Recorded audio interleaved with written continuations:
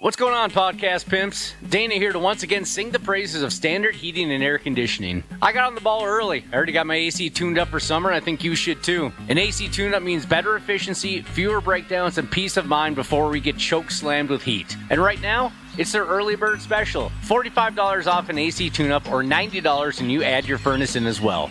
Smart folks like me don't wait for the first 80-degree day. We plan ahead. Book by May 25th and check it off your list at standardheating.com. Providing the comfort you deserve since 1930.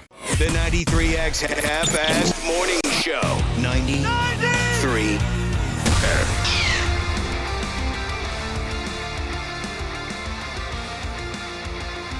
God dang it. I can't say that I was 100% ready for that, but I'll catch up. It ain't right. No, it ain't. But this is what we do. And all you other early morning maniacs know all about it. This is how we make our living. We get it started at the break of dawn, Cubby. Yeah, already. The crack of dawn. Yeah, it's a little early. Sucks. Every once in a while, we'll get somebody who checks in that might not be, if you're listening live, might not be up this early normally. Oh, right. And one of them is Polish Crooked Nose Jesus, who simply said, waking up early sucks. Sucks. He's right. Yeah. Every freaking time. There hasn't been one time where I enjoyed it. No. And this has been 30 years. Every single time it sucks. We hope everyone's getting it done. Welcome to the Half-Assed Morning Show. If you're awake and you're listening, you know it sucks, but this is what we do. And we regret every single solitary minute of it. We do. You know what Americans want, Josh? What do we want? Well, one particular American, John J. Rambo, I think he wanted his country to love him as much as he loves it. True. But that was a deeper kind of we're not headed in that direction, really. You know what Americans want? They want 2.4 more hours, 2.4 more hours a day to have fun. That'd be cool, sure. Huh? Yeah, why not? And you know what kind of fun they're looking to have? It says here, watching television, seeing your family and friends, dining out, outdoor activities, personal hobbies, and playing games. Those are the things we want, and we want 2.4 more hours a day to do it. That'd be delightful. It's not going to happen, No. but that's what we want. I want to use those hours to sleep. Is that possible? Does that work? If whatever you Let me want. see here. Let me look at the rundown. No, you are not allowed to sleep.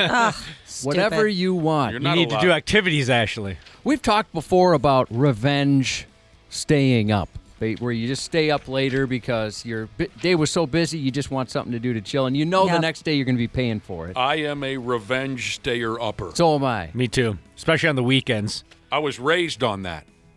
Oh, really? I was raised Yeah. on revenge staying upping. My parents didn't want to meddle. They wanted us to make up our own decisions on that. And I ended up going revenge staying up.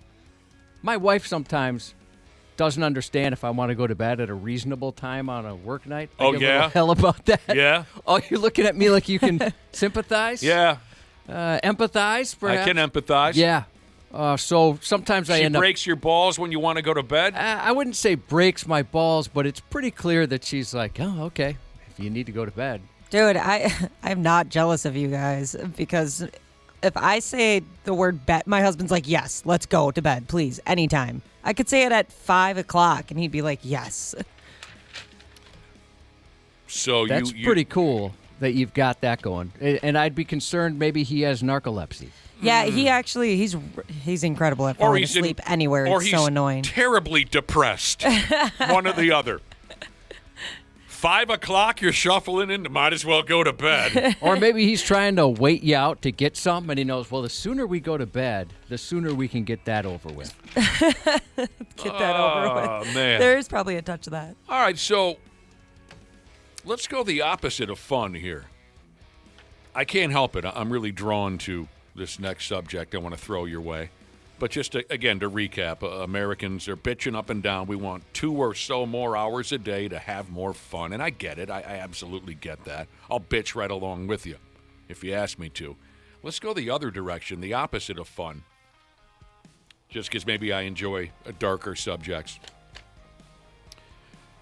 Recently, Josh, I ran into a couple of gal friends of mine, and the both of them are going through They're both going through a separate divorce. Oof. Amicable or one of the bad ones? One of them sounds pretty standard cliche. I'll take the van, you take the dog kind of a thing, right? The other sounds nasty. Nasty. So I was kind of drawn into hearing their drama.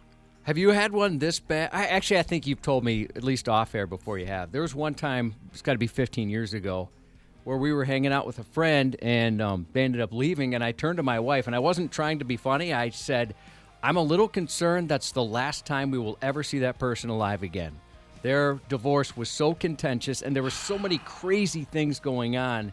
I thought this is going to end up on the news somehow. It's funny you say that. I have a couple of pals where when they walk out of the bar, I think maybe it's the last time I'm ever going to see them, Josh, but it's not because of a divorce. It's because they're still married. There are a lot of problems going on. So what's the nastiest, ugliest divorce story you've ever heard? Like, say, the cheap shots that couples throw back and forth when involved in the court process, or hanging on to something that means nothing to them, but they know how much it means to the other person. Yes, nasty insults or ridiculous demands. Can you think of anything? Well, no, not off the top of my head. Some kind of dark ones, you know. I mean, certainly like using the kids against the other one. Oh, yeah, that's messed up. Pets. Heard that about pets? I had some friends that got divorced, and they had shared custody of their dog. Like every other week? Every other week. Not weekends. No. Just every other week? Every other week, yep. That makes it hard on the dog. Yeah, that's crazy. He's fine. Just pick one and go with it. He'll forget about you. Well, it has nothing to do with that. It's just to spite the other one. Sure. Then you got to see them every week? Yeah, no thank you. Could you imagine like meeting somebody and going on a date with them and you find out that they're sharing their dog with their ex? If anybody wants to go ahead and text 651-989-9393, what's the nastiest, dirtiest divorce story? Details. You know, we don't have a lot of room on our text machine, but enough for you to give us a decent idea. The nastiest, dirtiest divorce information you could pass our way. I've had a few friends go through some ugly ones. I really can't think of anything that's going to knock your D in the dirt as far as nastiness. Just a lot of, like Josh said, you know, the kids are being used as what's the word I'm like looking for? Tools against each other. Maybe Tools that's the wrong of way. torture against each other. You know, mom doesn't let the kids do Dick Tracy, but dad's got them drinking and dialing up hookers, you know what I mean? To show I'm the cool parent, she's the terrible parent, that whole game. But these are... I've mentioned this before. I have noticed this, that friends who have gotten divorced with kids or family members, that first Christmas is awesome for those kids. Yeah.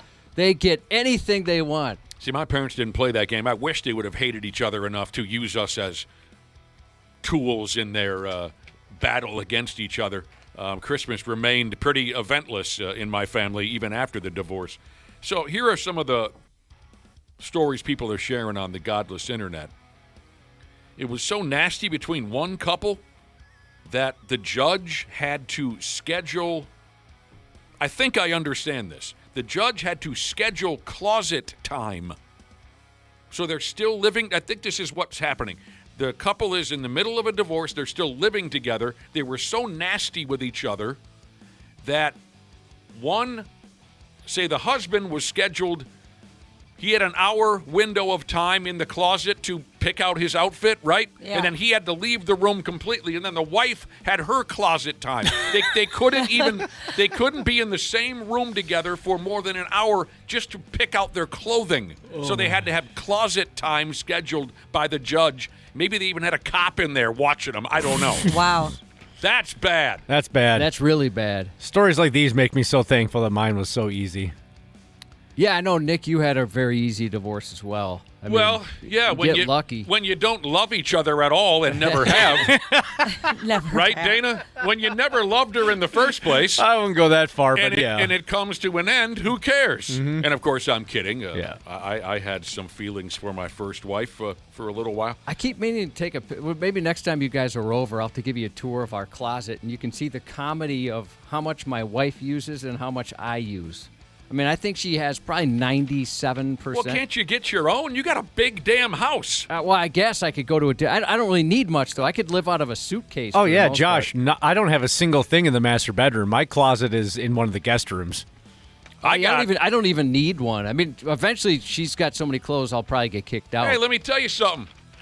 I got the big closet. Do you? Yeah, Well, it's your house first. that's a big bastard. And I got a lot of clothes. Do you really? Yeah. Concert tees and whatnot? Mostly. Oh, that makes sense. Okay. It's nothing fancy. You know, you don't have Actually, a we lot were of- expecting that you had like a closet full of suits and sport coats or something. For some reason, in my head, I was imagining like sweaters and No, stuff. I've got one outfit that I wear to funerals and weddings. Yep, that's I got the same I thing. got So a lot you've of- got hundreds of shirts and dozens of sleeves. Oh yeah, right. that's how exactly. you roll? Yeah, I got a lot of clothes. Okay, how about this one? Jesus, again, what did you say earlier, Josh? There was a couple fighting over the dog. Yeah, the just, shared custody. just to use the dog as a weapon Yeah, against each other. leverage was the word we were looking for earlier. Thank you, brother and sister. One half of a ugly divorce demanded $200,000 a year just to maintain a pet parakeet. Whew. I mean, just turning the screws. Just turning the screws for How's no that good reason. possible? I mean, it didn't happen. Eventually, it says here, eventually, there was still $10,000 put aside for the bird, to care for the bird. Originally, they wanted $200,000 just to make the other one sweat a little bit. Chaos coordinator Shiza said in her parents' divorce, she was traded for a car, and her dad proceeded to remind me about that all my life. I was like 1. I'm 35. Thanks, Mom. Traded her for a car. That's so sad. I don't So want the kid. I want the Dad- Mustang. So Dad busts her chops by saying, I could have had a car. Yeah. But instead, I got you.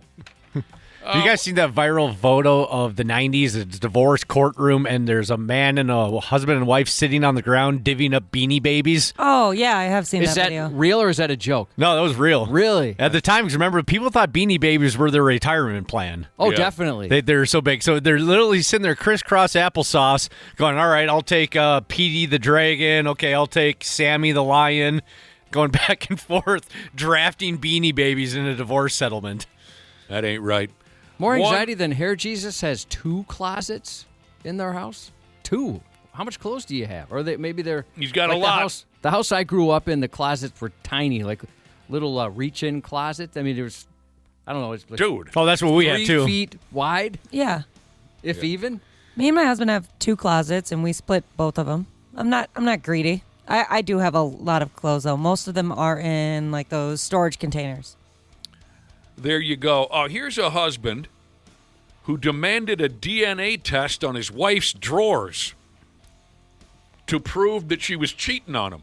Oh, That's insane. Chill out, dude. You Just do a little, get you do a little scrapey scrape in there, and I'm sure that's money related, don't you think? Right? Maybe they can get out of some sort if they had a prenup. Or, Yeah. have you guys heard of that before? Women will check your drawers when you throw Yeah. them. Yeah. I mean, I remember the song, "Smell Your Drawers" or Smell Your- D" or No. something. It was foul. Smell your. Yeah, when it came out, we played it. There was a song called "Smell Your D." I think it was called "Smell Your D." Let me look. This that was up. a rock song that we played on No, the. no. Yeah, Oh. this was something we played because it was so ridiculous. Oh no, I don't recall "Smell Your D." I've never done that. I Oh, can yes. proudly say. Yeah. Somebody, smell your D. So in this case, this was a husband who thought his wife was banging other fellers in town. So he demanded a DNA test on her drawers to try to scrape up some of that. I've heard dudes in the past, trading cheating stories back and forth. And one of them says, when you get home, throw those underwears away. Because your wife will grab them out the laundry and...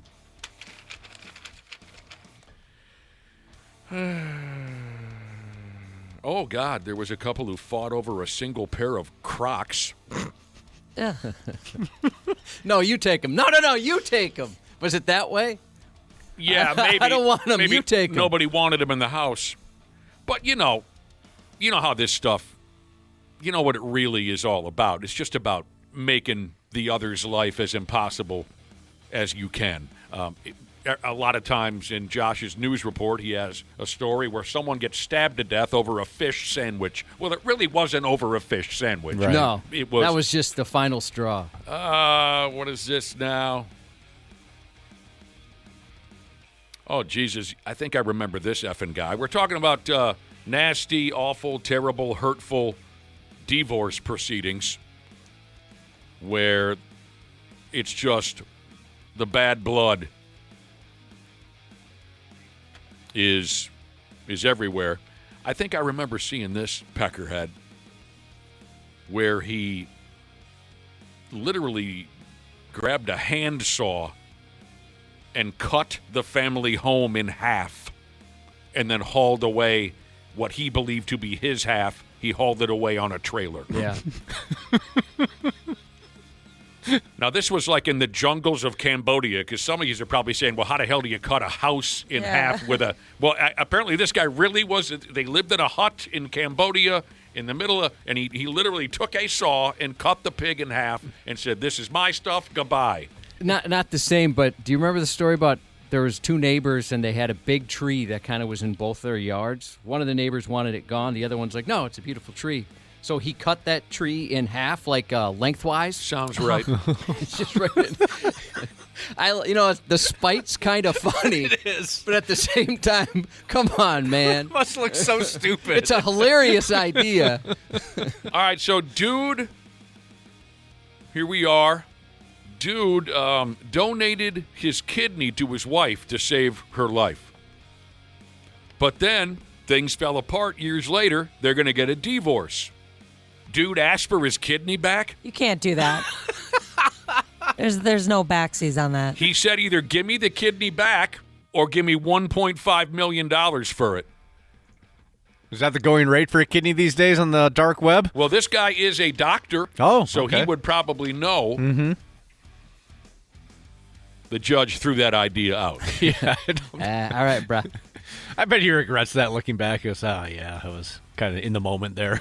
I do remember this one. Thank you for the text. Did you see the story about when the wife was out of town? The husband got busted for cheating because of the scale. Yes. So they had one of those, like the fancy scales that'll log your weight on an app. Oh, yes. And she noticed that the app showed someone got on the scale at 2 a.m. that weighed 120 pounds while she was out of town. So she realized, well, that's not my husband. Who would have thought? That's on her. She must be pretty bright to figure something like that out. That's a terrible way to find out. It might take me all day to figure that one out, but I think I know what you're saying.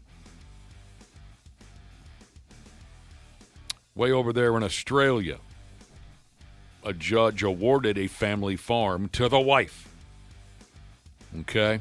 In the divorce, the family farm went to the wife. Now, on the property of that family farm were the parents. I'll get there. On the property of that family farm where the husband's dead parents were buried on the property of that family farm. This wife hated the sumbitch so bad, her ex-husband. She demanded he dig up his folks and move them somewhere else. Oh, jeez. Get your dead parents out of here, too, you bastard. It sounds like he had to do it. That's cold-blooded. I can't imagine having that much hate in my heart. Yeah. Wow. In 1988, some derelict won the Nobel Peace Prize. Oh, no, sorry. I'll get there. A gal had a clause in their prenup, I think, where she was entitled to half of any future Nobel Prize her husband might win, okay? This was decided in 1988. She was entitled to half of any future Nobel Prize her husband might win. And then the Jagoff went ahead and won the Nobel Peace Prize in 1995 and had to pay her half of the $1.2 million prize money. This might come as a shock to you guys, but my ex-wife did not include a future me winning a Nobel Peace Prize clause in our divorce. Yeah, you're not very peaceful. You're a violent man. I had a question now and I lost it on this one. Oh, how did he agree to that? Why did he agree to that? That's what I was wondering. And maybe there was something he really wanted and thought, well, what's the likelihood Maybe I'm going because- to win this thing? Or maybe because he's just a pushover. You know what I mean? Some guys will. Well, he is peaceful. Yeah.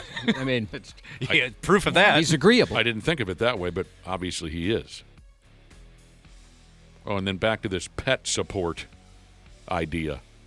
A woman with 10 cats and 5 dogs requested nearly $800 a month in pet support to keep the animals in the lifestyle that they were accustomed to. Well, I mean, I don't know, maybe I'm stoned, but $800 a month to care for 10 cats and 5 dogs sounds like a pretty good deal to me. Yeah, that doesn't. Yeah, That doesn't sound outrageous to me. I should have asked for like pet alimony, I guess, when me and my husband got divorced, because my dog, the reason that she eventually ate her leg is because she had like a little cut on it, and my husband my ex-husband, Jesus, ew.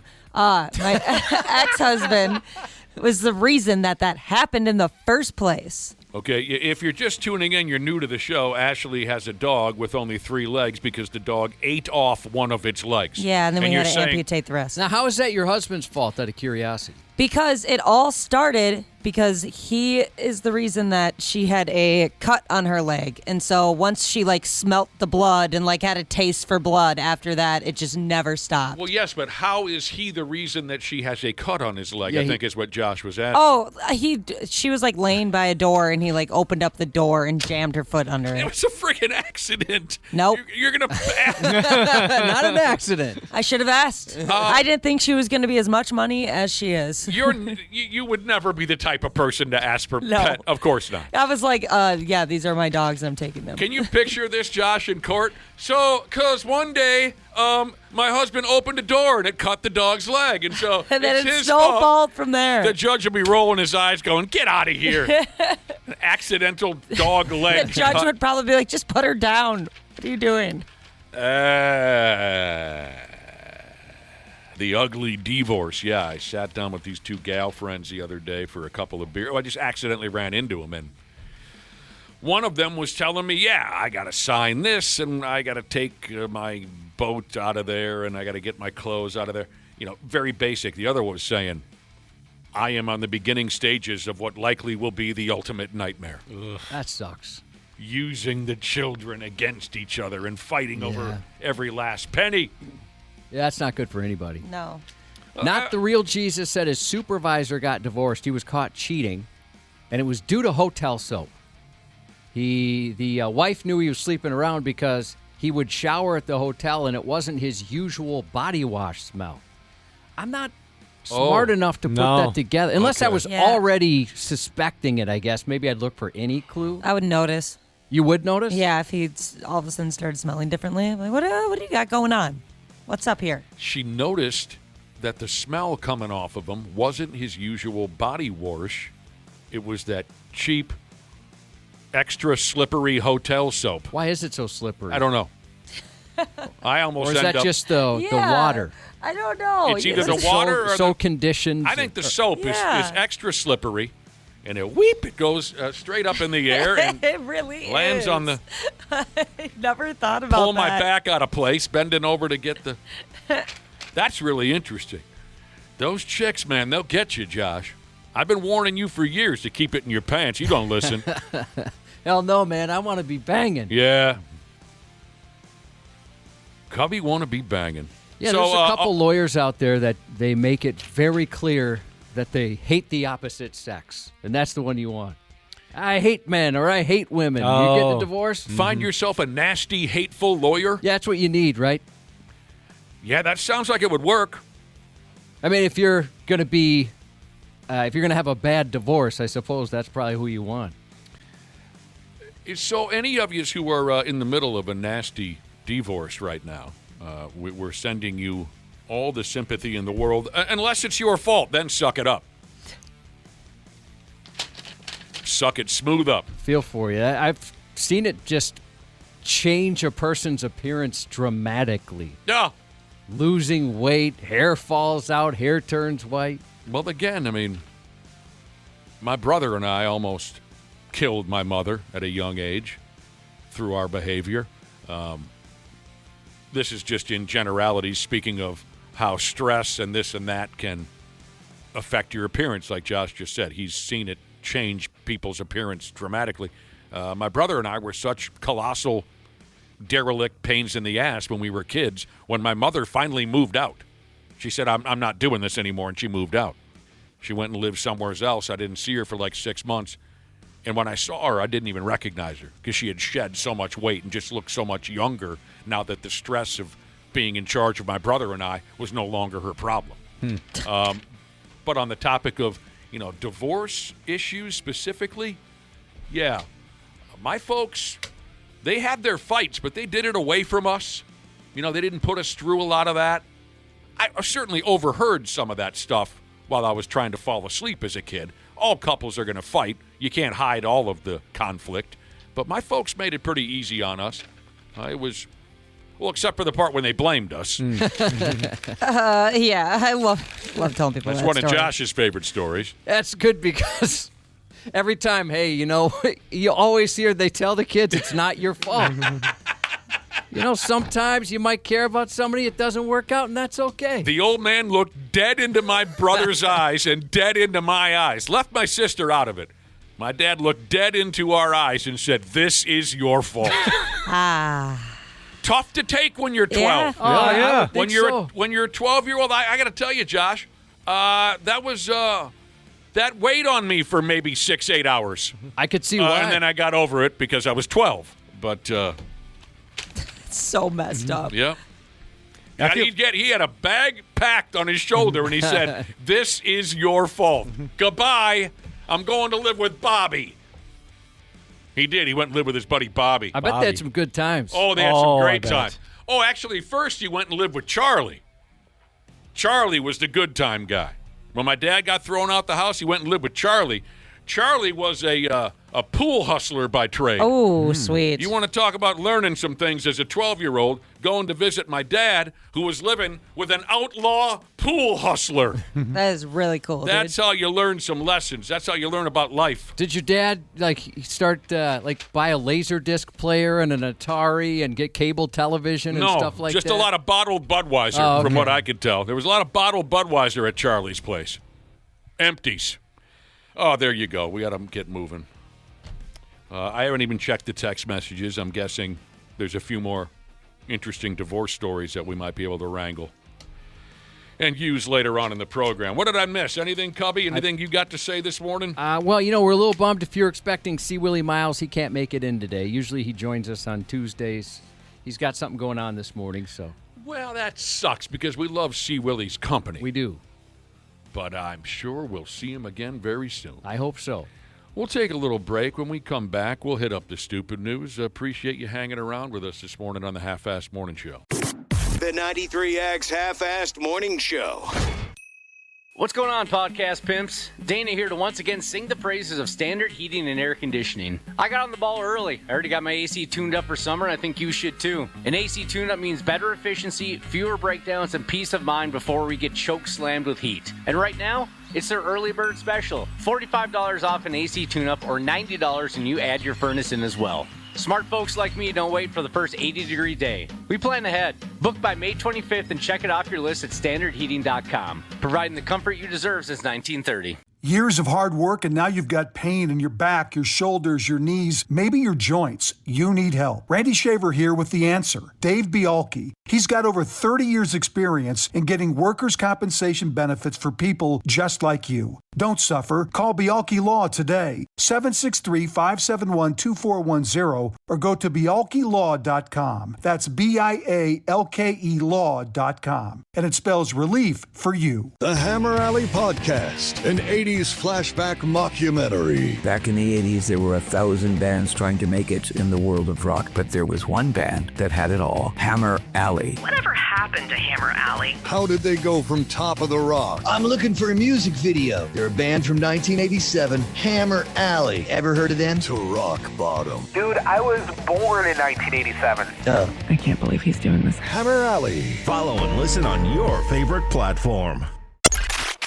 Stupid news on the Half-Assed Morning Show.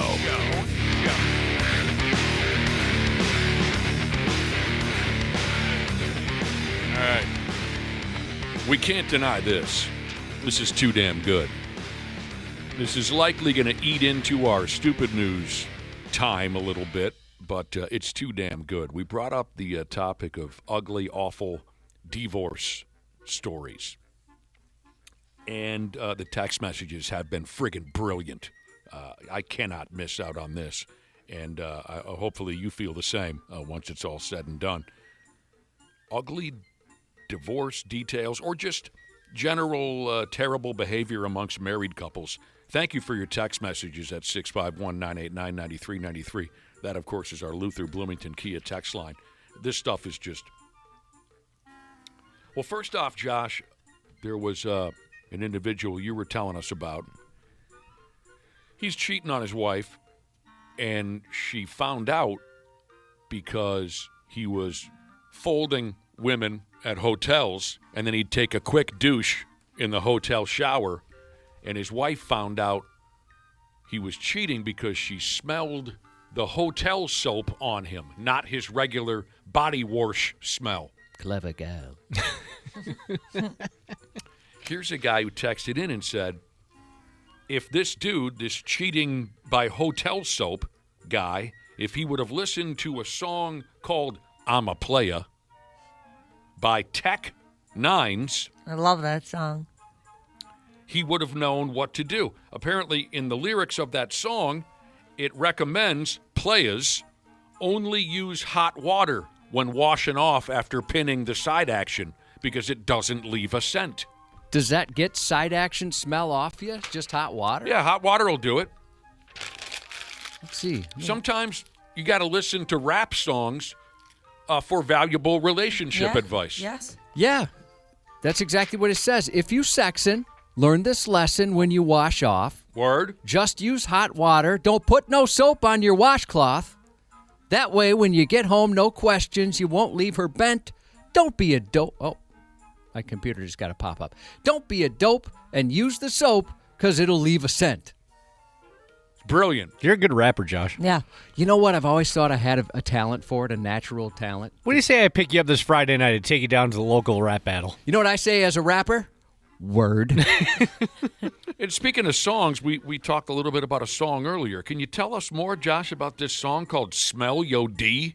Yeah, I looked it up. There is a song called Smell Your D, where a woman requests that she can smell her significant other's penis, believing that she might be able to pick up on whether or not he was with another woman. Give it a whiff, Yeah. and she'll be able to tell whether or not he was with a different woman. Between that and the soap, women have good noses. I'd rather just say, that's a little demeaning. I'm cheating on you. I don't want you to have to do that.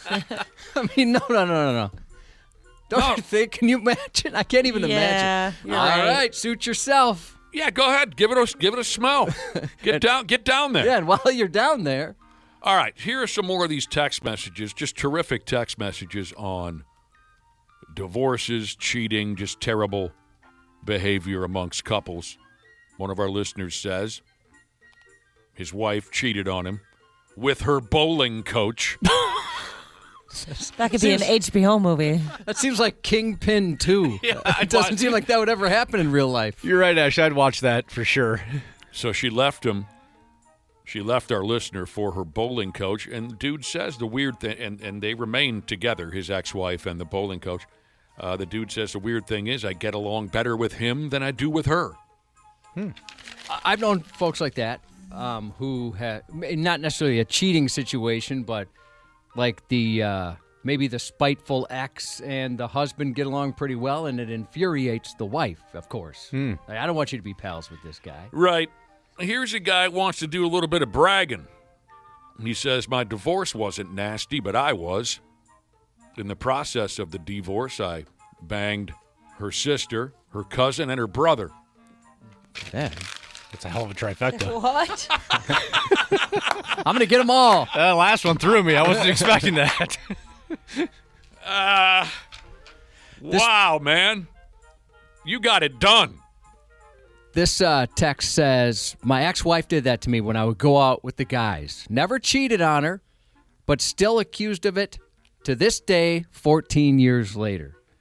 Yeah, I mentioned my wife a couple times was questioning whether I was cheating on her. Oh, Jesus. Would never happen for not ridiculous this again. reasons. Do you know the man that you married? I know. I don't know why she thinks that. I'm not that desirable whatsoever. Since I've been married, That has nothing to do with it. I haven't been hit on one time. That has nothing to do with it. Josh, the ugliest sumbitches in town can get some. So don't give me this, no woman would ever want me routine again. You know that's not true. And I don't know that, but I do have to tell her, like, some of the reasons she thought, like, she was suspicious about it. They were insane. Yeah, and I'm like, you know what?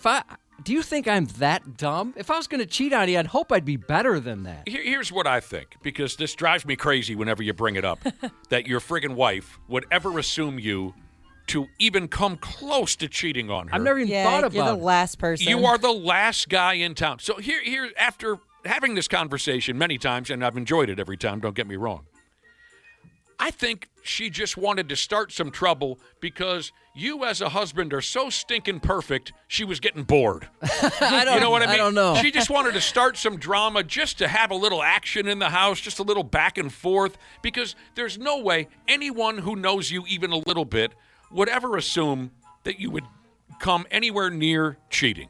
I think she'd been cheated on before, so maybe she's That's sensitive not to your it. problem, is it? Well, I encouraged the guy to cheat on her. Oh, then yeah, it's kind of your fault. It was a campaign that I organized through See- rap songs, Dana. Yeah. I'm not trying to go bananas here, but that always drove me nuts in relationships. When there'd be some static over my behavior, right? Even though my behavior was innocent, and then they'd give me this, well, you know, my last boyfriend, and I would always interrupt and say, I'm not your last boyfriend. That's not fair to me to start trouble with me because of what happened to you with your ex-boyfriend. That has nothing to do with me. Always aggravated me. I hear what you're saying there. That your That's- logic makes sense. That's not my problem, what happened with your ex-boyfriend. I'm not him. But you didn't mean not to, Jesus. Said, of course the ex and the new guy get along. They have a lot in common, including the same taste in women. Sure. That makes sense. Yeah, you always got to bond with the Eskimo, bro. All right, I told you this was going to eat into our stupid news report, and I'm sorry, but this stuff is just too good. Next text message reads like this. Dude says his buddy was going through a terrible divorce, and his buddy's ex divulged all of his bedroom kinks. Oh, was it bad? Well, he says his pal was mortified by his ex bringing all of this to light. That's not right. That's nobody's business. But his ex wanted to be as nasty as possible. She divulged all of his bedroom kinks, including pegging. Oh. I'd worry about that. I'm not really into anything, but I think that's the information I don't want out there. I don't want to know that information about my bros either.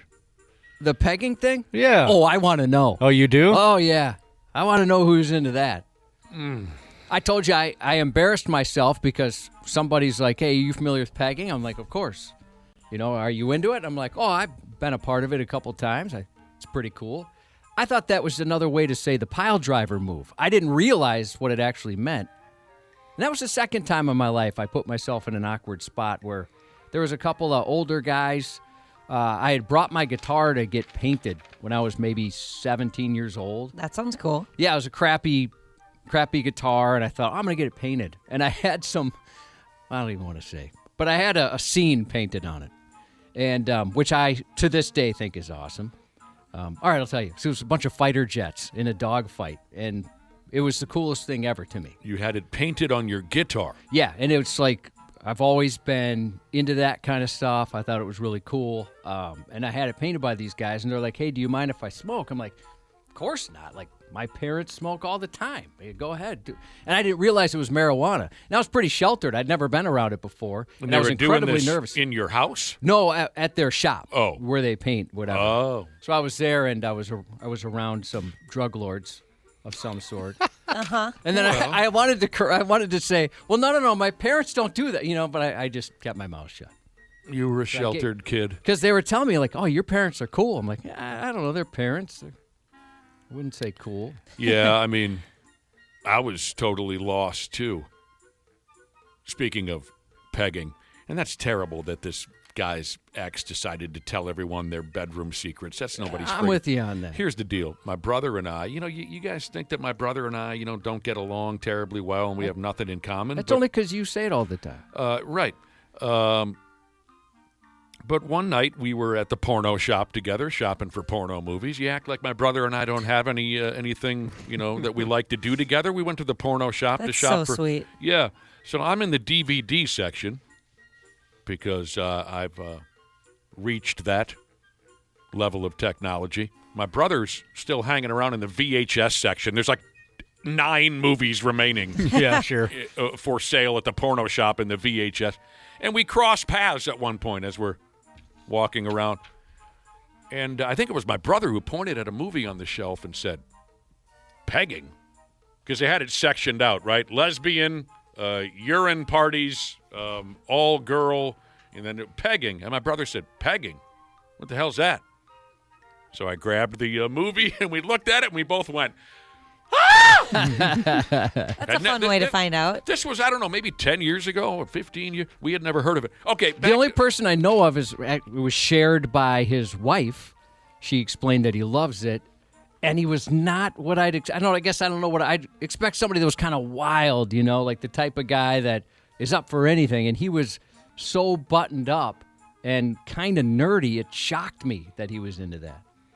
Sometimes it's the quiet and nerdy ones that surprise you in that situation. You're not kidding. Mm-hmm. I dated this girl this one time in band camp. Yeah. You should have seen what she did. Oh, did she play a musical instrument? Yeah, flute. Oh, wow. Here's some more of these text messages on ugly relationship stuff, including divorce. One of our listeners went fishing, came home, and his woman had packed up the entire house. When he came back... How long were you fishing for? Well, it doesn't take that long. I know a buddy who wanted out of a relationship. He had everything that belonged to him packed up and in his pickup truck in 45 minutes. Whoa. So anyway, dude went fishing, came home. His woman had packed up the entire house. He said the best part is that she ended up banging one of the moving van guys. They are hunky sometimes. And she got pregnant. Oh, jeez. That sucks. Well, I guess if he kicks her out of the house, she's got a hookup. Your first hookup. When my daughter moved out, she wanted me to hire the shirtless movers. We had those guys in. Like college hunks or something? Uh-huh. No, it wasn't college hunks. Okay. I think they were called the shirtless movers. Oh, okay. But it was similar, right? It's just a bunch of jack dudes that are going to move you out.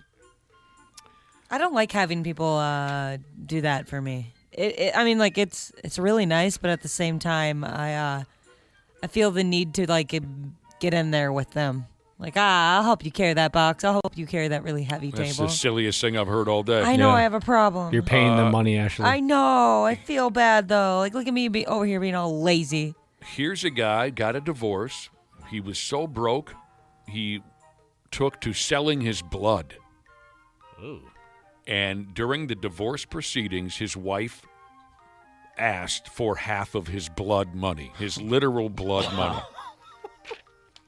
My grandparents got divorced 40 years ago, says a listener, and my grandma still refuses to call her ex-husband by his first name. 40 years have gone by. Grandma's still so mad at Grandpa that she refuses to call him by his first name. I wonder what she calls him. Last name. It says here she just uses the last. Oh, I thought it was maybe like dick bag. Yeah, bitch face. And again, if you want to hear a scary, scary story, I know a guy who got divorced. Couldn't let it go. He refused to let it go. 25 years went by, and he calls his ex on the telephone, and she says, "Hello," and he says, "Yeah, we got to work this out. We gotta try and figure this out. What's going on between you and me? It's killing me. We got to figure it out. It's not right." And she said, "Who is this?" And he says, "It's me, Donnie, your ex-husband. What do you mean, who is this? We got to try to work this relationship." It's been 25 years, you psychomaniac. Yeah, There's that's nothing scary. to work. What's wrong with you? I would call the police.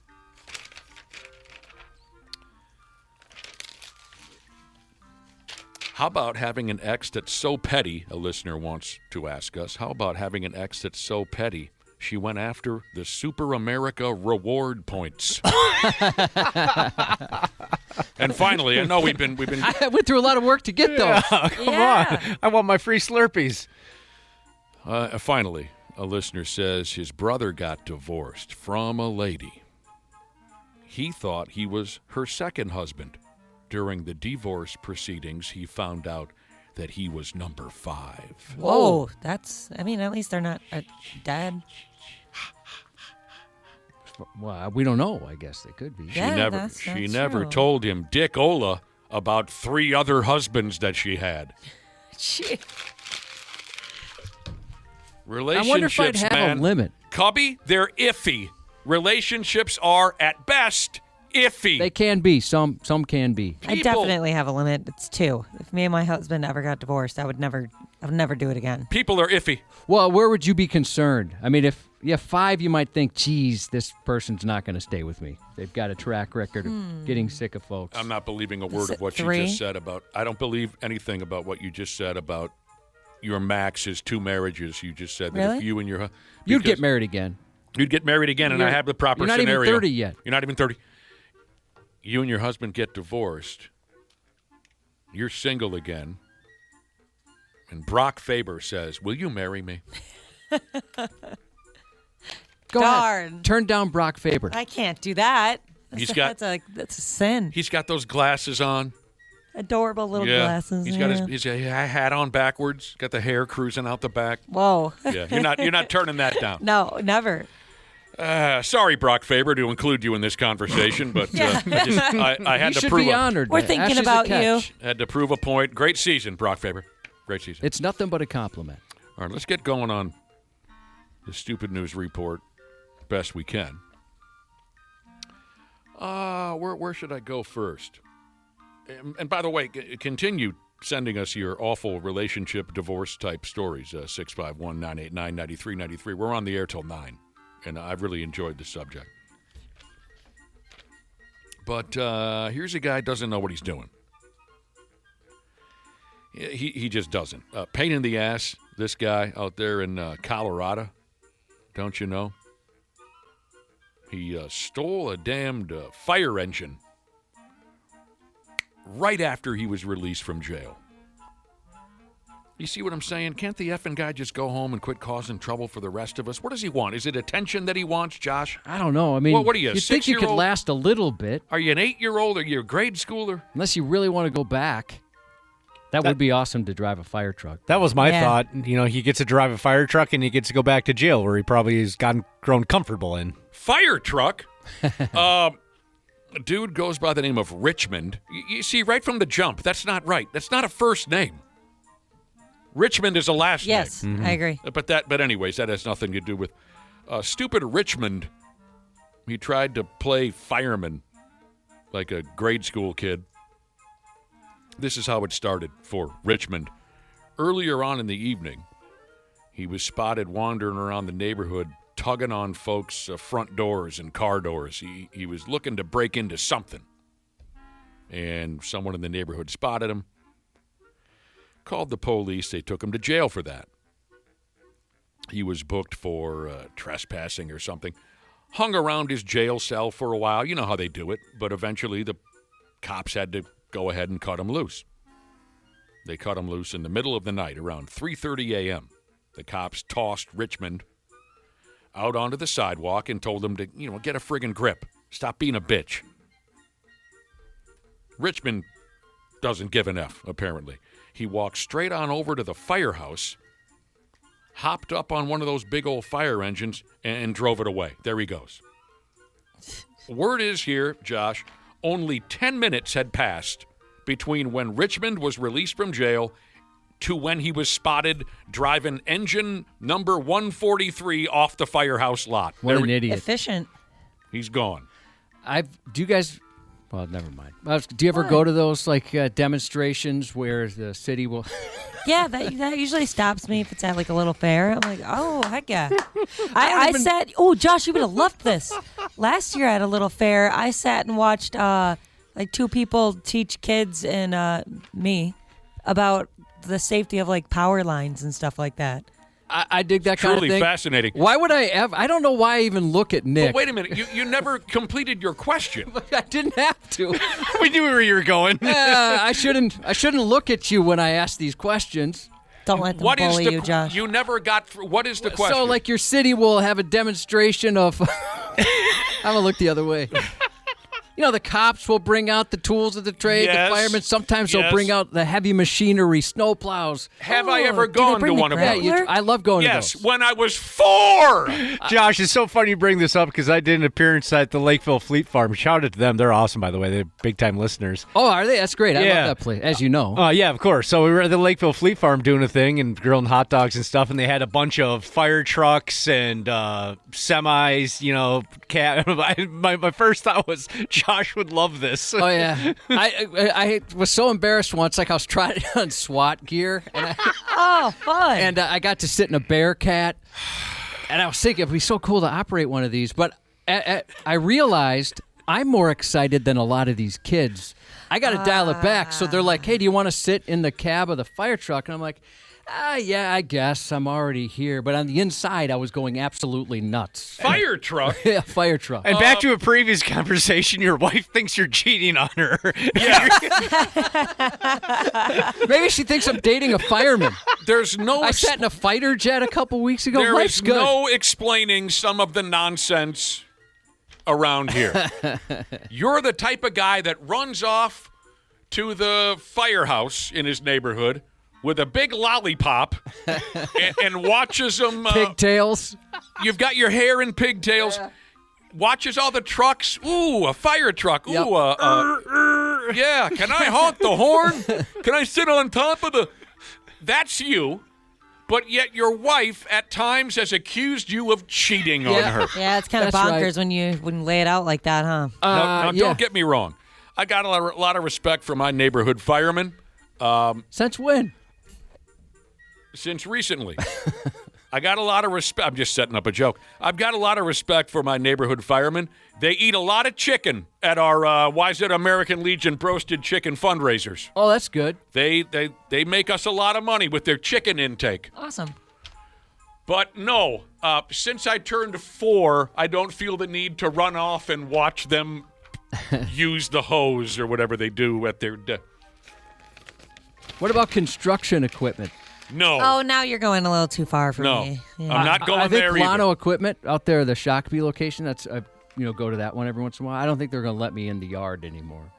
Like, what's that? What does that thing do? Oh, Can I sit in that? Josh. You need to get a grip. You need to go to one of those sand pits where they let you drive those kind of vehicles. I haven't done that. It's stupid that I haven't. Yeah, the Extreme Sandbox. Yeah, that's made for you. Do they maybe somebody could let us know at Rosedale, do they still have the virtual one? I thought they had a virtual one over at Rosedale. By the way, Park and Rec Jesus texted in to say, when Josh runs off to the neighborhood firehouse to watch them run around in circles, you are not holding a giant lollipop. You are eating a massive dill pickle. Oh, yeah. I'm better about and the dill pickle. And it's running down, it's all over his arm, the juice, and it's running down his chin. No. Yeah, that goes back to a story where I embarrassed myself in front of some state troopers with a big pickle, and I hoped they didn't notice. I text Shank, Gordon Shank, our regular trooper, to ask if they noticed, and he said, yes, we've all been talking about it. Oh, my God. I fellatiated a pickle in front. I love pickles. I love them. That's and so I crazy. went for it. Here's Date this guy. cross your mind is that's so funny. Back to this guy who stole the neighborhood fire truck. Richmond is the name. Because the attention felt so good. Stupid Richmond, of course, he had to get his money's worth. He made the cops chase him all over town. He's making lefts and rights and this and that, driving that fire truck. They had to dump the stop sticks on his ass to get him to... He lost control of the fire wagon. I love picturing this.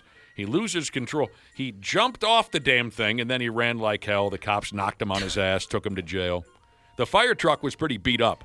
Yeah, great. Now they got to fix that. Yeah, But it's like not going to be cheap. Like I was saying, can't you just leave us alone? What do we got to do, Josh? We got to babysit these grown-ass folks day in, day out? I don't know. Some people can't be fixed, unfortunately. You're right. Yep. They can't. I mean, there's people that are pretty good at it, but if you don't want to be helped, it's just not going to happen. All right. Here's something brand new for me. I never heard of this gimmick. Something called the Japanese idol industry. It's like American Idol? No, but I don't blame you for not understanding. I didn't either. I read a little farther, and I could be wrong, but an idol in Japan, it sounds to me like a idol is more or less an internet celebrity type of a character. Oh, an influencer? Sure. Let's go with that. So it says here, let me throw this your way. It says here, the idol industry is an important part of Japan's entertainment culture, like Mr. Big. By the way, I meant to text you yesterday. Mr. Big just released a new song. It's a kind of a silly premise, but it's a pretty good song. What's it called? What is it called? Supporting the working girl or something like that. I love everything that they do. Let me look that up. So in Japan, idols, they dedicate significant time and resources to building relationships with their fans. There they are on Japanese social media and whatnot, and they gain a following, but they do live appearances and meet and greets and such. There's competition, it says here, among idols. It's fierce, the competition among Japanese idols. Some go to extreme lengths to connect with their fans. So with all that said, now we understand, I think, where they're going with all that. One Japanese idol gal has everybody aggravated over there because when she does live appearances at the mall or whatever, she lets her fans sniff her armpits. Her name is Herida. Now, to me, she looks to be 12 or 13 years old, but I could be wrong on that. She looks very young. It's probably the good skincare they have over there. Is Japan known for good skincare? Yeah. Oh, I didn't know that. Are they really? Yeah. Oh, yeah. That's a whole ordeal. Really? Double D just got back from Japan not too long ago with her husband. They went there for their honeymoon for 2 weeks. Uh-huh. And she brought me back a bunch of face masks and stuff. Well, I'll be dipped. My buddy Phil probably would have preferred to grow up in Japan if their skincare was that much better. Oh, no. Yeah. He had a few. Anyway, so this gal looks to be very young. She's a Japanese idol. She makes these public appearances, and she allows her fans to sniff her armpits. They get in a big line. Grown men and whatnot get in line for the armpit sniff, and they do a deep inhale. They suck it in. I got in my armpit. I don't like this. I'm very ticklish. Oh, that's the stuff they say, only they say it in Japanese. So the common everyday sumbitch over there in Japan, they say this gal has crossed the line of decency with this pit sniffing routine. Yeah, I want her to stop just because it gives me the heebie-jeebies. Word is these so-called idols, well, that is what they're called. Word is these idols don't pull down a hell of a lot of monies, so they pull outrageous nonsense like a pit sniff out of their ass in order to pull down a few extra bucks. I thought Japan was known, well, certainly for their love of 80s rock, their correct love of 80s rock, and then things like the used panty vending machines and stuff. I don't know if any of that was true, but that was kind of the rumor. Yeah. That they're into stuff like that. Now, this gal's biggest fans, what's her name again, Herida? They see no problem with this armpit sniffing gimmick, but they love anything that she does. Everyone else in town, everyone else in Japan is saying, damn, girl, are you trying to get us to puke or what? The armpit is such a private area to me. I don't know, like a sensitive area, even though it's like out there when you're wearing like a tank top or something. I don't know. I don't like when people, I don't know, like poke my armpit or whatever. It's just Don't you're a touch grown me. woman. That shouldn't happen. You know my rule. it's You know my weird. rule. You come near my armpits, be prepared to fight to the death. Yeah. To the death. All right, before we go.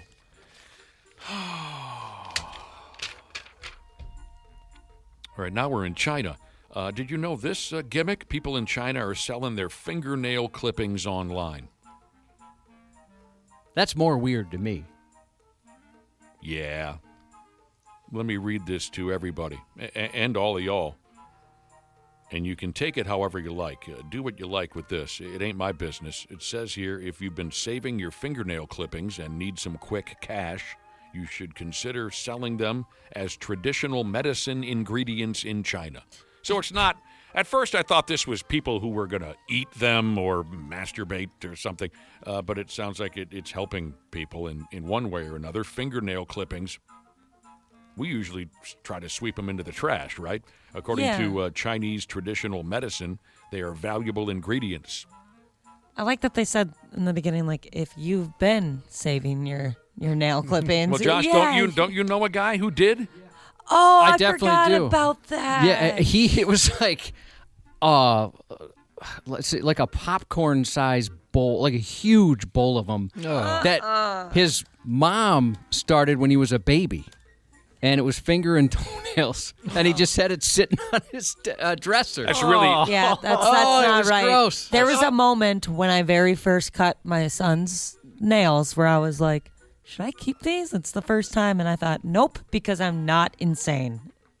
Yeah, that's odd. Yeah, how did just nobody sit him down over the years and say, hey, man, it's not normal? We did. I mean, we didn't sit him down, but we told him, like, I bet he heard it quite often. Yeah. that's kind of sick, dude. How were him and his mom, how were their relationship? He murdered her. Oh, No, I take that back. oh, it made sense. Yeah, I don't know. I guess I'm not sure. He lived alone, so.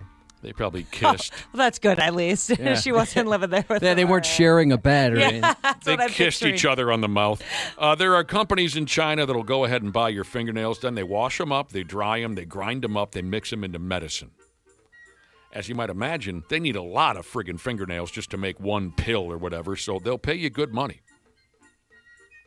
The story goes on to mention some wacky-ass old lady over there in China who's been saving her fingernail clippings since she was a little girl, and now she's selling them off and living like friggin' Snoop Dogg. She's made so much damn money. Before you get all excited and start tearing off your dirty socks, they do not want your old broken-off toenails. They'll take your fingernails. They don't want your silly, yellow, dirty, fungus-ridden toenails. Toenails are more gross. They're not worth a piss in the world of old-fashioned Chinese medicine. But fingernails, yeah. Yeah, I'd send them my fingernails. Sometimes I think I'm a vampire. My fingernails grow so fast. Do you take Toenails, I trim them collagen? like. Do I take collagen? Yeah, I thought you did. Yeah, I love a nice mixed collagen. No, I could have sworn that you did. I'm sorry. I thought you took did you really? Are you thinking like a Metamucil or something that he takes? If you're thinking Miralax Yeah, there and it is. Metamucil, yes. Collagen. Yeah. Oh, I thought you did. I thought you took like some type of powdery substance. But creatine. Yeah, Is that what you're thinking that's of? what I was thinking. Yeah, of. I do take creatine. Oh, okay. Yeah, collagen like helps your nails grow and stuff. So That's it. Not my toenails. I think I got to trim those once every election.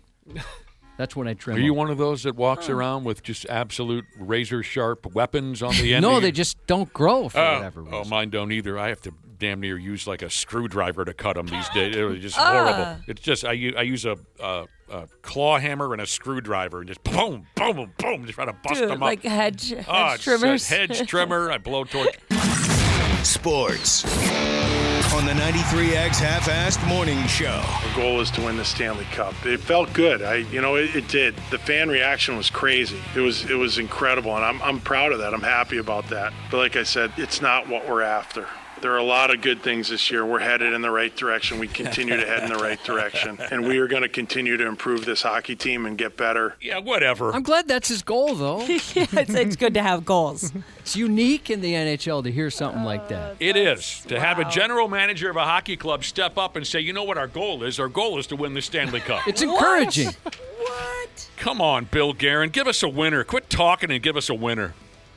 I'm kidding. Seems like he's trying. I'm joking. I like Bill Guerin. I mean, he was on the 96 club that won the World Cup of Hockey. Anyone on that roster has got a free pass for life in my book. 96 World Cup of Hockey. That was Bill Guerin. They had some kind of press conference yesterday. You know, aside from the big playoff games that are happening in the NHL, in the National Basketball Association, there's not a lot of extracurricular fun stories going around, so I encourage at 7:30 when Randy Shaver stops by, long stories, friggin' Josh, tell us more about your lust for heavy equipment. That's great. I got some events coming up. Yeah. Events? Well, thanks to the Brother and Sisterhood, they're alerting me to things that would be cool to go hang out and do. I'm going. So when Randy Shaver stops by, we'll tell you all about the basketball game from last night, the hockey game from last night. It was great stuff. It really was. Twins. Long rain delay at Target Field last night. Yeah, I was there. Surprised they got it. Oh, were you really? Yes. And actually, it's probably one of the coolest games I've ever been to because obviously when there's a rain delay, everybody leaves and they don't really care where you sit because there's only like 10 people in the ballpark. Yeah. And so it was the first time I ever was in like the very first row. And it felt pretty cool. That's awesome. I watched one of the players. I can't remember because I'm not super familiar with him. Come over and give a kid a ball and sign it for him. That was pretty cool. I've never been able to do that. And I got on the dance cam. And didn't you sing "Take Me Out to the Ball Game" too? No, they ended up not. They ended up canceling that since there was like like I said, 10 people there. But is that why you were there? You were going to sing that? Yes. Cool. Yes. How come you didn't tell us with that? some listeners? I was going to bring it up yesterday and it never like fit in right, and I didn't want to interrupt and be like, hey, me. You were scheduled to sing "Take Me Out to the Ball Game," but they canned it because there were 11 people after the 2-hour rain delay. You stuck around for the bitter end? Not the bitter end. I probably headed out of there at like 10:30. That's pretty late. Yeah, I'm hurting this morning. But yeah, it was pretty cool getting on the dance cam. I've never been on like a big screen thing like that before. So we went to a baseball game a couple weeks ago. This woman that got on the dance cam, I'm surprised she's not a viral superstar at this point. She was absolutely hilarious and a really good dancer. And it looked like she just got off of work of being a nurse. Cool. That makes it even better. Unless that's her bit. Just when you think life can't get any better, you end up on the stinking dance cam. Yep. What'd you do? Yep. I pawed the corners. Do you want to see? It's a super dirty dance. Oh, it's dirty? Nerdy. This one. Yeah. Oh, yeah, I've seen that. Sure. Don't forget the bottom ones. They got to win. They got to win last night after that long delay. So there's things, but not a lot of things. Help me at 7:30. Talk until you can't talk no more. We'll take a break. Josh's news is coming up. The 93X Half-Assed Morning Show. What's going on, podcast pimps? Dana here to once again sing the praises of Standard Heating and Air Conditioning. I got on the ball early. I already got my AC tuned up for summer, and I think you should too. An AC tune-up means better efficiency, fewer breakdowns, and peace of mind before we get choke slammed with heat. And right now, it's their early bird special. $45 off an AC tune-up or $90 and you add your furnace in as well. Smart folks like me don't wait for the first 80-degree day. We plan ahead. Book by May 25th and check it off your list at standardheating.com. Providing the comfort you deserve since 1930. Years of hard work and now you've got pain in your back, your shoulders, your knees, maybe your joints. You need help. Randy Shaver here with the answer. Dave Bialke. He's got over 30 years experience in getting workers' compensation benefits for people just like you. Don't suffer. Call Bialke Law today. 763-571-2410 or go to bialkelaw.com. That's BIALKE law.com. And it spells relief for you. Jim Rome takes on sports. Why? Because I have a job to do. With rapid-fire takes. So I don't want to hear from you lava pigs on this notion today. No idea what you're talking about. You're complaining more than you like to breathe air. It's like you get up in the morning only to complain and cry and moan on social media about things that you don't even understand. He's the Spitfire of sports smack. Take advantage of it. Get up in here. The Jim Rome Show podcast. What's your beef? Follow and listen on your favorite platform. You've been warned. The 93X Half-Assed Morning Show. They got their heads up their ass. On 93X. It was like a cartoon. Like, it's not every day you see someone fall through the ceiling. Like, he fell horizontally. It was crazy. A man in his 50s somehow made his way into the ceiling of a Seattle LA Fitness last week, took a tour of both the men's and women's locker rooms, then came crashing down 15 feet to the floor. Officers responded about 3 p.m. Thursday after witnesses told police the man walked into the gym, entered the bathroom with the wieners, then the ones with the virginas, and mysteriously vanished, like my hairline at the age of 24. But the mystery didn't last long. A gym patron alerted staff after spotting a foot punch through the ceiling tile, which really narrowed down his location in a hurry. That's crazy. You're just changing clothes. The next thing you know, a foot comes through. I want to see that someday, just once. Moments later, the man reportedly fell through the ceiling and slammed to the ground 15 feet below. He got knocked the F out. You got knocked the f*** out! Aside from some likely embarrassment and instantly becoming ceiling guy for the rest of his life, the man's facing property destruction charges as well. I'll be damned. There he came, smooth through the ceiling, landed down. Where did he land down on top of? The ground. I mean, was he in the locker room or just the... I'm not 100% sure. It didn't sound like he was above a locker room. The ground, he says. I thought you meant, like, did he land on a bench or a... That's what I was picturing as him being... But he got to look at some rods and some burgines while he was at it. Sounds like it, All yeah. right. Assuming it was busy. Anybody else think it was called La Fitness when it first came to town? No. I didn't. You knew right away? Yeah. Yeah. I'm a fool. I'm a damned fool. La Fitness. That's what I thought. That sounds way cooler. It does sound kind of fancy and bougie. It is fancy. It would be fitting. You know, the gym names are all like Equinox or something kind of fancy now, Yeah. so I thought it was La Fitness. I'm dumb. An Arkansas family got the shock of their lives last month when they discovered an unexpected guest living in their basement. Oh, dude. Like a horror movie. 41-year-old Preston Landis created a makeshift bed beneath the basement stairs of Dutch and Sharon Hoggart's home. A lot of interesting names. Dutch runs the joint over there, huh? Yeah. Before the startling discovery, the Hoggarts had noticed a string of strange occurrences around the house. We noticed that chairs had been moved around in the house. We noticed that some of our food was missing. I would assume a ghost. They shared the... Is that the voice of old Dutch right there? That's Dutch. He doesn't sound like a Dutch. No, Not at all. I was expecting like a raspy voice. Yeah. They shared the bizarre developments with their daughter, Cherise, who said that their parents thought they were losing their minds. The next day, That's hilarious. While Dutch was at church, Cherise and her husband, Mark, decided to investigate alongside Sharon.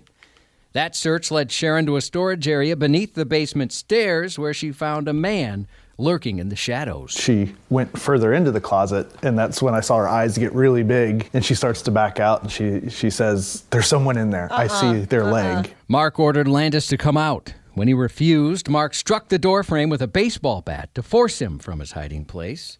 Investigators said Landis slipped into the home through a crawl space a day or two earlier and had been secretly staying beneath the stairs ever since. Despite the unsettling discovery, the family responded with compassion. We're not angry at this man. I feel sorry for the man. I don't think he was trying to be a bad guy. There's plenty of opportunities where he could have, taken things. It seemed like he was just trying to get out of the elements, trying to survive. He was charged with theft of property and residential burglary. F me running. Yeah, that's not cool. Time to move. That'd be pretty freaky. Oh, yeah, you're out? Well, I'm definitely going to brick up that crawl space. Give them some credit for their compassion. I would come uncorked. Yeah, me too, because you have no idea what they're capable of, and you've been living in my No. Hey, every stranger is a potential new friend. That's a good way to look at it. That's how you get kidnapped, Dana. Not the guy who's whacking off in the crawl space of my friggin'... It reminds me of one of the greatest stories you've ever told on this program, Josh, about an intruder. A family learned that some dude was in the upstairs of their home when someone who meant to be there, the wife or the husband, sneezed. And they heard from upstairs a strange voice say, "God bless you." That'd be me. Me too. That's an instant reaction. Yep. That's how they learned there was some derelict living in their in the upstairs portion of their home. Yeah, if the cops are ever looking for me for whatever reason, just sneeze, and I guarantee I'll give up my location by accident. You can't help it, huh? Nope. I'll shout it to the next aisle over at the grocery store. I don't want to risk their soul escaping. Yeah. A Minnesota motorist battled a little more than a pothole last week when he was shot in the face Friday by an errant round fired by someone target shooting on some family land. According to the Meeker County Sheriff's Office, the victim, a 78-year-old from Sherburne, was driving through Union Grove Township just before 4:45 p.m. when a stray slug smacked him square in the wrinkly moneymaker. In what might qualify as the most tough guy reaction imaginable, the bloodied grandpa somehow kept driving until he spotted deputies parked alongside the highway.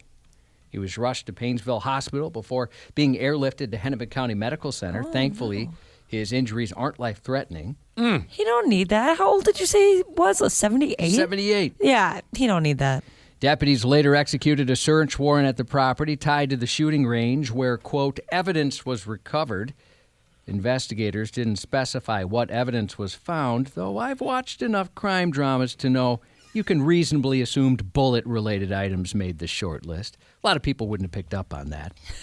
The sheriff's office says the investigation remains ongoing. So some dickhead was being a little reckless, and Grandpa took one right in the mug. Yeah, it sounds that way. Don't know the circumstances, but I would think seems like somebody made a pretty bad mistake there. You'd think that would just maybe knock you right on out. Yeah, I mean, the dude he's a tough bastard. F me. He took a round to the friggin' face. Ah. Whether it's by land or air, folks around Minnesota have been sidestepping a steady stream of stray lead lately. In a follow-up to a story we talked about yesterday, authorities have now arrested a man they believe responsible for shooting at that fire suppression aircraft in northern Minnesota. I bet this guy's a real keeper. Oh, I'll tell you what. I should have sent Ashley the mugshot. Let me see. The guy's local, so I don't know. Oh, yeah, maybe not post it, but I want to know. I'll tell you what. If you are 48 or older, look up the mugshot, and you're going to have a good day.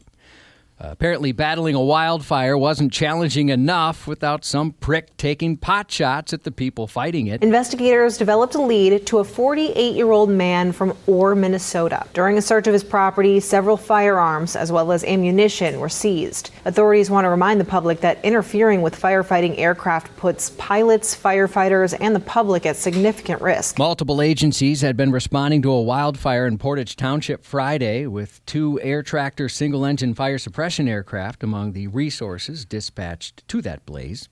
Ground and air crews worked the fire for several hours before the planes returned to the Hibbing Airport. Crews there discovered one of the aircraft appeared to have been struck by a bullet, which tends to put a damper on an already difficult day for folks doing an already difficult job.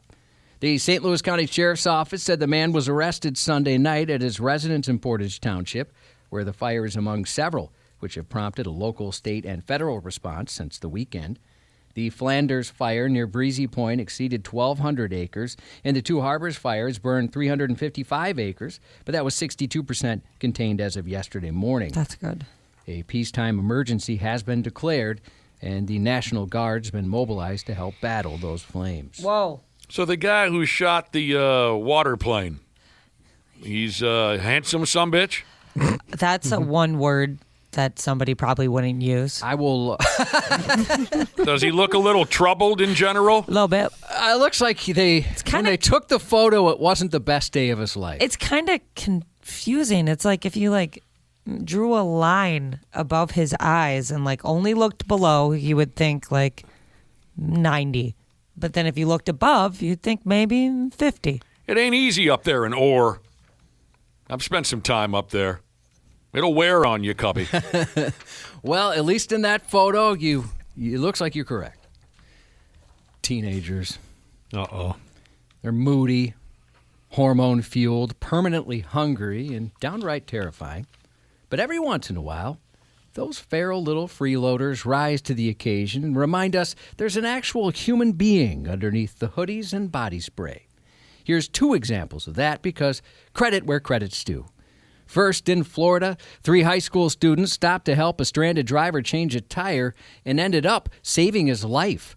The teens were hanging out at a McDonald's April 19th when they spotted 65-year-old Diego Fernandez Delgado struggling with the tire on the side of the road. Instead of pretending not to notice like many people might, they pulled over to help. Then, in the middle of changing the tire, Fernandez Delgado suddenly looked unwell and asked the boys to call an ambulance. First responders later confirmed he was having a heart attack. Hi, we're at the light between Sterling and University. There's an old guy on the side of the road. We're helping change his tire, and he does not feel good at all. Cooper City formally recognized the teens last Tuesday during a special recognition meeting for their quick thinking, compassion, and willingness to stop and help a stranger. The man's son, Christian, said he was deeply grateful for the boys, whose life-saving help during the tire change may mean more good years. He's my everything, so you guys saved his life, and I will forever be grateful with you guys. Not Poor bad. guy, he had a grabber, Yeah. huh? That's no fun. No, not bad for teenagers. They're hanging out at a McDonald's, too? I didn't know they still did that. Hang out at McDonald's? Yeah. That's a cool place to hang out. Yeah, That's where we used to hang. Yeah. Probably same pretty here. rare these days that the kids just hang out at McDonald's. Not with the frequency we used to, but still. Yeah. Maybe it's a Pokey stop. Ah. And they were there collecting Pokemon. Somebody was selling, Pokemon cards, or what else are they crazy for now? Pop Rocks. God, they love the Pop Rocks. Kenny Loggins records. Oh, yeah. Big Kenny Loggins fans. Tech decks. Pogs. Zins. Zins are hot. Yeah, Zins are all the rage. In the second example of an impressive teenager, it's hard to believe, but I've got two. Meet the kid making even overachievers look lazy.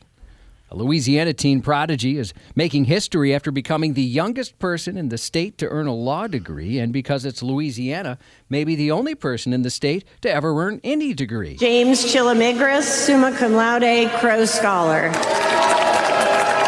18-year-old James Chillamigris graduated summa cum laude from Loyola University New Orleans College of Law. Chillamigris. Yeah. Wow. He's only 18 again. What a try-hard bitch. And yet another. I thought we were going to praise him, but you know, right? You're right. What a braggadocious bastard. Adding yet another milestone to a resume already packed with accomplishments most people spend a lifetime chasing. The Bay St. Louis, Mississippi native has been blazing through books and breaking benchmarks since childhood. Homeschooled from an early age, Chillamigris graduated high school at just 12 years old before earning both a bachelor's degree and a master's in accounting. Good God, by only 15. Graduated high school at 12 years? Wow.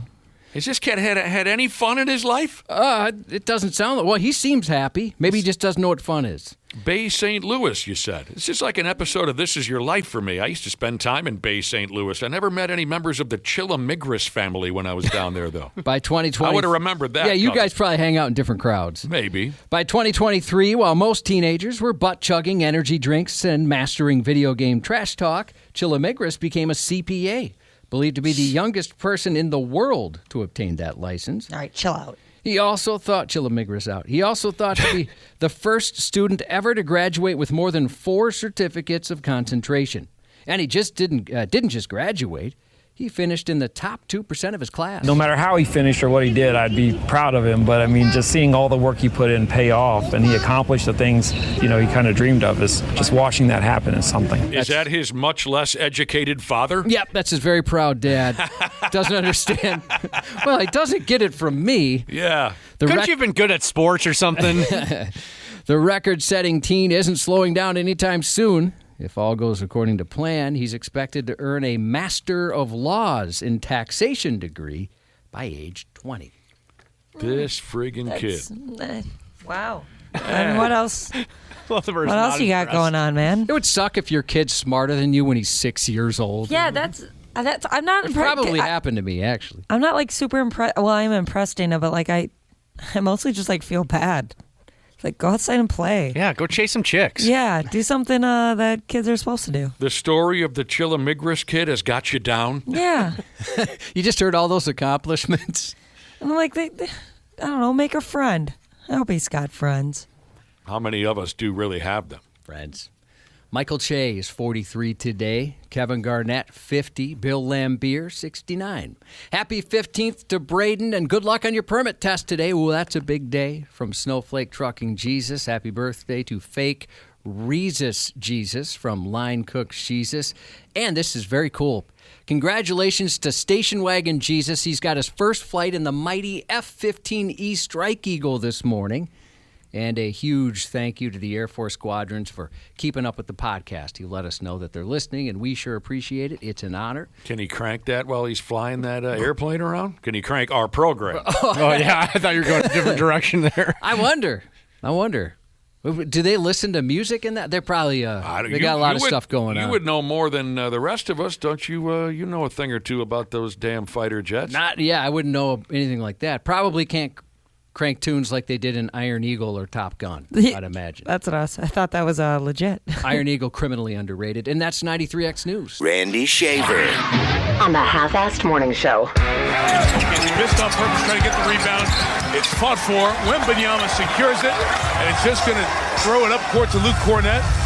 And the San Antonio Spurs on an epic night from their superstar. 41 and 24 boards for Victor Wembanyama. The Spurs take game one. Wembanyama! Randy and Brad are here, you guys. Yay! Yay! I don't think Brad is here. Oh, why not? He hasn't called. It's Tuesday. Was he coming on today? Yeah, he's coming on. Oh. Randy and Brad. Well, Brad's supposed to be here. He told us yesterday he'd be here. He's not. Liar. And it makes him a liar. Liar. There you go. We'll get to that basketball game in just a minute. We will. But we got, there's not a ton to talk about aside from the playoff games. One from the National Basketball Association last night, one from the National Hockey League. But we do have time to F off here. Josh had a story in his news report. I don't know if you were listening, Randy. Were you listening? Depends. Son of a bitch. Well. Sorry, Josh. That's okay. We got Brad now. Hi, Brad. Yay! Hey, good morning. Hi, Brad. No. Hey, Nick. Josh was telling us a little story in his news report about a 12-year-old kid. Well, he's 18 now. Sorry. He's 18 years old now. He's one of these child prodigy types. He's a genius, right? He's on the verge of becoming a lawyer or something like that. Yeah, he already has a couple degrees. Graduated college at 10 or something. He graduated high school at 12 years old. That's what I was trying to say. Okay. Amazing. So I wanted to ask everybody, how did you spend your time when you were 12? What occupied your time when you were a 12-year-old? 12-year-old is what? Sixth grade? Fifth grade? I was a sixth grader when I turned 12, yes.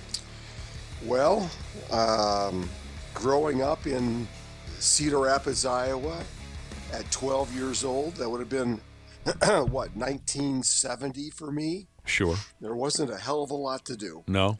There was not organized sports. Mm-hmm. So I'm sure I was gathering buddies from the neighborhood and playing pickup baseball and throwing a football around. And spent a lot of time outside playing ball with your broskies. All the time outside. We had, there was no video games or anything like that. Right. You went outside and played. So. Did you have a stack of dirty magazines or anything like that? Too? No. I had an uncle who had that. Yeah. I knew where his stash was. Uncle Sticky? Yeah, we'll call him Uncle Sticky. Yeah. That sounds about right. Yep. I mean, when I was a sixth grade kid, a lot of our time was spent on bicycles or playing ball. Yep. Basketball, baseball, hockey, football, whatever the season may have involved. I spent a lot of time with my baseball glove on my Stingray bicycle, going to Cherry Hill Park to meet my friends and to play pickup baseball. Now, as you got a little older, anything else happen over there at Cherry Hill Park? Oh, there were a few things later in life, yes. But, okay, I'll just wrap up my end of things. Thinking back to sixth grade, 12 years old, a lot of it was playing sports with my broskies. But I think that was, if I wasn't outside playing ball, that's when I think, Josh, I was most obsessed with Kiss, Ozzy Osbourne, AC/DC, and who was the other? Rush, Kiss, Ozzy, AC/DC. So I did spend a lot of time. If I wasn't outside, I was sitting in front of my sister's record player obsessing. Oh, Motley Crue. Since it was 83, they were brand new. Van Halen. I was obsessing over hard rock. If I wasn't outside, I was sitting in the basement warping my mind with all this devil music. I was going to say something similar. That's right when I started getting into it. Some friends, older siblings got us into metal and all that kind of stuff. I became obsessed as well. Def Leppard came out with Pyromania in 83, so I'm just trying to encompass all of the things that 83 meant to me. You know, Kiss, Lick It Up, Motley Crue, Shout at the Devil, Ozzy, Bark at the Moon, Van Halen, Diver Down, 84. So, yeah, that was my thing. I would rock back and forth in a chair and kind of wrap myself up in the heavy metal scene. What about you, Brad Ryder, up there in Clara City? Brad that would have been is jacking off. Not at 12. I was not. 1980. That would have been 1980. Grew up on a farm 10 miles from the nearest town. Yeah. And obviously I couldn't drive anywhere, so we had a three-wheeler back in the day. I spent a lot of time on the three-wheeler. Nice. My family employed 3 migrant families during the summertime to live on some trailers in our farm to like weed the soybeans and the sugar beets and stuff like that, and they brought their whole families up for the summer. So I played. We actually had some really good like 3-on-3 because they had like 5 or 6 kids around my age. We'd play like these 3-on-3 stickball games that were really fun. Oh yeah, we were into stickball too. Families. Yeah. And we would but they'd be right there on the farm. I mean, we wouldn't have to go anywhere in the town or anything to do that. So we would do that. That's the life, Brad Ryder. Yeah, that's about the time too. My dad taught me how to run a plow or run a tractor in the field. So I was 12 years old, sitting in a tractor, running the cultivator and running the plow a little bit. So yeah, that was my 12-year-old years. That sounds awesome. Mm-hmm. Yeah. You don't really come off like a farm kid. No, I know. People tell me that. I don't. But why do you suppose that I have is? a younger brother. I have a younger brother that took over the family farm, and he still farms our land that I grew up on today. You come off more like you were raised in Edina. No, like you're not better at all. than everyone else. Why do you act like you're better than everybody else? Yeah, really? Yeah, no, I don't.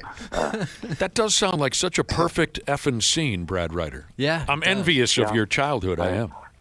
I did not ever desire to farm because, and you, Randy, will know this too from growing up. And if it's not in your blood, you are not going to be a very good farmer. And it just wasn't. It wasn't something that I knew I was going to be very good at. But man, I wouldn't have traded my childhood for anything in the world. I loved every minute of growing up on a farm. Listeners are texting in saying they used to play a lot of Kick the Can. Oh, that game ruled. Yeah, that was fun. I was always the can in that game. That sucks. But at least I was outside. I don't remember. What was the gist? Kick the can? Yeah. Oh, you put a can in like the middle of the driveway, and somebody's job is to protect it, and the other people's job is to sneak up and kick it when they're not looking or they're kind of like capture the flag. Yeah. Oh, okay. Yeah, you have teams, and you're supposed to go out and tag the people. They're supposed to be hiding from you, and you're supposed to go out and tag them. And if you tag them, they're out, and then they have to come sit in the little quote jail. And then if somebody comes and kicks the can, everybody gets released from jail. Mm-hmm. Yeah, capture the flag was another good one too. I enjoyed that one a lot. Yeah. Oh yeah, that was great. I don't have any memories of Kick the Can, but we used to call it Hope to See the Ghost Tonight. Oh, Ghost in the Graveyard was one we played. Oh, yeah, sure. That was a lot of fun. We dug that in the summertime, and my favorite part about that game is inevitably every time we played, somebody was going to collide full speed with somebody else. Yes. Someone was going to run themselves into a tree. Mm-hmm. There was going to be a mangling at one point or another. I remember once 2 kids collided face to face, full speed. One of them had a yap full of braces. Oh, no. You can only imagine the blood coming. Yeah, I've seen that. I loved those games because of the inevitable disaster that was going to take place. Somebody was going to wrench an ankle at the best.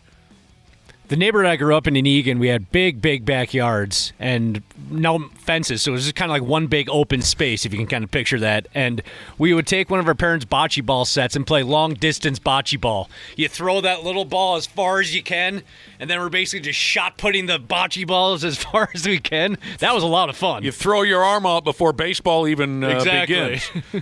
Here's a listener who texted in to say Brad forgot to bring up the Springfield Tigers beating his team in the 1986 regional in Here we go again. It took place Yeah, why in did he bring that Montevideo, up? he said. Montevideo. Yeah, it took place in Montevideo. I was on court. I remember that very But well. you were older than 12 at that point. It was my senior year of high school, but I appreciate them bringing that up every month or so. What is Annie? Annie over. Oh, it does say over. Annie over. What's that? I remember throwing so a ball over the house. Over the house. Yeah. A house or a shed or a garage or something like that. Yeah. Yeah. What was the one where you'd lock arms and then you'd call somebody and they would run over and try to break through, the arms? Oh, yeah. God, what was that called? Red Rover? Red Rover, yeah. Is that what it was? You'd say like Red I've had Rover, one more note. and Josh right over. I have to add one more note on that game against Springfield, since I am on the air and that guy from Springfield is not. The reffing in that game was worse than the NBA reffing. Dude. At least you're over it. Yeah, exactly. Worse than NBA officiating? Yeah. Hard to believe, but I'm going to take your word for it. You were there. Mm-hmm. You were there. And now we got... It fascinates me when Josh was talking about this 12-year-old kid graduates high school, and now he's 18 years old, and unbelievable. I mean, I could barely even straight when I was 12 years old. I get crap from my daughter all the time because I couldn't help her with math past 6th grade. She still brings that up. The last time I helped her, she said she failed something. So, yeah, I still get crap about that. Here's a text from Mouse and Cheese's Jesus, who says Josh's mom, when I was 12, Josh's mom taught me how to plow, and I did not live on a farm. Oh, jeez, man. Okay. She doesn't do that. It's, when my old man was alive, I was always entertained by his stories, comparing his life to mine at certain ages. He was 12 years old. He left the house. He left home. He went and worked on a farm. He was a farmhand at 12 years old who lived away from his folks on someone else's farm. That was not uncommon, though. No, that's just what they did down there. They're in the middle of nowhere. Everyone had a farm, and everyone had work available. When I was 12, I wouldn't have been tough enough for that. Hell no. My dad left at 12, but he went to the seminary. I thought that was crazy. He moved that out sounds shady. Well, there's been some stories. I've seen some news. Remember about that time of life where my dad, speaking of parents, my dad would roll into my bedroom 5:30, 5:45 in the morning, and physically roll me out of bed and tell me to get out in the shop because it's time to do chores or help out with chores. Get your ass up, Brad. I wish you were more like your younger brother, he would say. he may have thought that a few times as we were teenagers. Well, that's all very interesting. I enjoy hearing those stories. I didn't see more than a couple of minutes last night. Just a couple of minutes, but by all accounts, Game 1 of the NBA's Western Conference Final turned into a full-on four-alarm goat rodeo. Fun. San Antonio Spurs and the disgusting Oklahoma City Thunder. They had to go into double overtime to figure out a winner. When it was over, the Spurs saw that they had won by 7. Wembayama. 41 points, 24 rebounds in the game. So he scored 41 with 24 rebounds. I'm sure people like Doris Burke and Reggie Miller needed a change of underwear afterwards. Do they ride him pretty hard? Oh, my damn. He was phenomenal last night. Yeah, that's some video game numbers. He was phenomenal. He's pretty good. The stat that grabbed me, he's 7'4". He should score 41 points when you play an entire game plus 2 overtimes. This is the stat that grabbed me. Dylan Harper of the Spurs, 24 points, which is nice. But he also had 7 steals in one basketball game. Well, plus 2 overtimes. Damn. That's like Gary Payton type stuff. Yeah. 7 steals. They also had to overcome 11 turnovers by Castle. Just one player had 11 turnovers last night. Jesus, that's uglier than hell. So it was a great finish. So much fun sending into overtime. Then the overtime battle was great. And two really good teams. I saw a stat last night that the starting lineup for the Spurs is the youngest starting lineup ever for a NBA final conference finals. The average age is like 23. Oh, God, they're going to be good forever. Oh, forever. If they stay healthy, it'll fall apart. Forever. If they stay healthy. Forever. We're proclaiming now the Spurs are going to be good forever. Yes. Forever. They're going to fall apart. The Thunder will fall apart eventually. Don't worry about it. I didn't realize San Antonio had this dominance over the Thunders. The win last night made that the 5th win in 6 meetings for the Spurs over Oklahoma City. San Antonio was without De'Aaron Fox because he's got something happening with an ankle. Yeah. Alex Caruso, he's gross. He's a good player, though. God, their whole team is so gross. Alex Caruso scored 31 points. That's the second highest scoring game of his career. Yeah. Off the bench. Of his what? Sorry, my headphones cut out. Alex Caruso? Yeah, I heard. He scored 31 points, and that was the second highest scoring game of his career. Part of the reason Oklahoma City has trouble with San Antonio, at least watching some of the game last night, too, you can understand why. A lot of their game, in today's NBA, a lot of the game is just chucking threes. Well, Oklahoma City doesn't do that all the time. They like to get in the paint and try to get buckets closer to the rim, and they can't do that against San Antonio as easily as they can against other teams. FTA, on the night he got handed his second straight most valuable player trophy, puke. On the night he was handed the trophy, he shot 7 for 23. What a friggin' joke that guy is. Game 2's tomorrow in Oklahoma. So the Spurs took the opener, huh? If you don't mind toggling back and forth like we usually do, Jessica has texted into the program going back to the games we played as kids, as 12-year-old kids, running around the neighborhood, buck wild. Couple of beers, couple of joints, right? Then you run around the neighborhood. Jessica said there was only one game to play in my neighborhood, and it was called Ding Dong Ditch, baby. Oh, that was a fun one. She was the queen of Ding Dong Ditch. Don't do that anymore. Yeah, they got cameras and stuff now. It takes the fun out of it. You can't play Ding Dong Ditch anymore. No. You're going to get shot. That's tough to do on the farm, too. Oh, I bet. You got to run a long ways. We just ran 50 miles between homes. Yeah, that ditch is a lot faster, a lot longer than ours was. Jesus, ain't that the truth? Again, back to my old man growing up in Lake Wilson, Minnesota. The closest neighbor was 7.5 miles away or something like that. And what was funny was, what was it that whipped through town in the 50s? Polio? Sure. Do you remember this? Anyone in the 50s? It kind of, I'll just go with that. There was like a polio scare in the 50s. And my grandmother, my dad's mother, was, and I think the overall advice going around was keep your kids away from other kids, right? That was the advice that they were given at the time. And my grandmother, my dad's mother, was like, well, and no one's going anywhere. And my dad said, even as a young kid, he's like, there's nobody out here. Who the hell are we going to? The nearest kid is 7 miles away. I can't go outside? Come on. Speaking of small town living, my buddy Action Jackson, he grew up in Battle Lake. And I was complaining to him once in college about how it sucked growing up because I grew up in Eagan, and we had to drive all the way to Apple Valley to go to a Best Buy. We didn't get a Best Buy in Eagan until I was 17. And Jackson just looks at me and goes, dude, the first time I was able to order a pizza was when I moved to St. Cloud. Shut up. Right. Yeah. Tonight in New York City, the Cleveland Cavaliers take on the New York Knickerbockers in Game 1 of the Eastern Conference Finals. I think that ought to be a great series. This is the series that I'll be watching. I can't watch the Thunders. I can't do it. They sicken me. This is the basketball series that I will be following, and I hope it's a close one. I think it will be. Yeah, I think so, too. I think a lot of people in town are rooting for Cat to get to the finals. Oh, yeah. I totally forgot about Carl.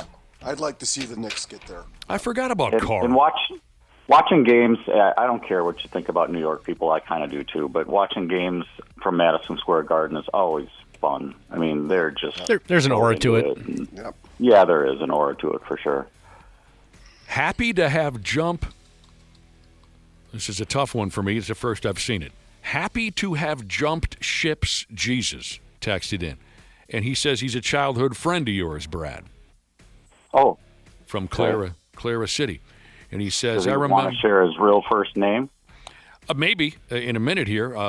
Dude, send us your real name if you grew up with Brad. He says he remembers you back when you guys were young, and he said your favorite game to play in the neighborhood was called Pick a Sheep. Oh, apparently he wasn't that close of a friend. Because now he's spilling your dirtiest secrets? No, because Brad played that game solo. He didn't bring his friends around for that one. Pick a sheep. Oh. It's so difficult to choose. I'll take that one. Oh, man. Bloody Knuckles, sure. Oh, yeah. We also played a game in high school called High Point, and this was so stupid. You take a can that's empty, you smash it, and then you pass to the next guy, and then he's got to smash the highest point of the can.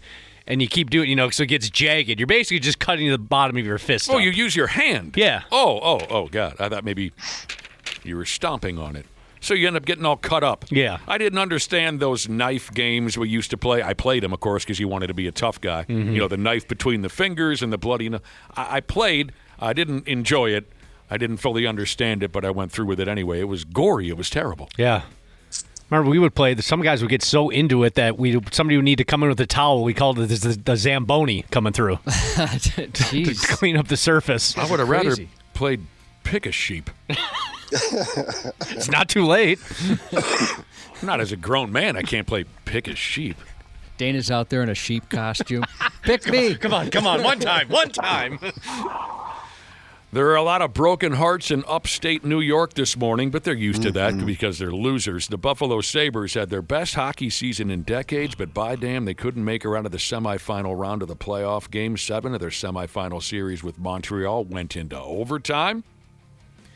And Les Habitants tore the hearts out of those fans and won the effing game by a final of 3-2. This is what I focused on last night, was this Game 7 between Buffalo and Montreal.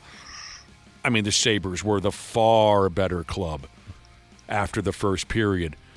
But the better club doesn't always win. I actually watched that whole game as well.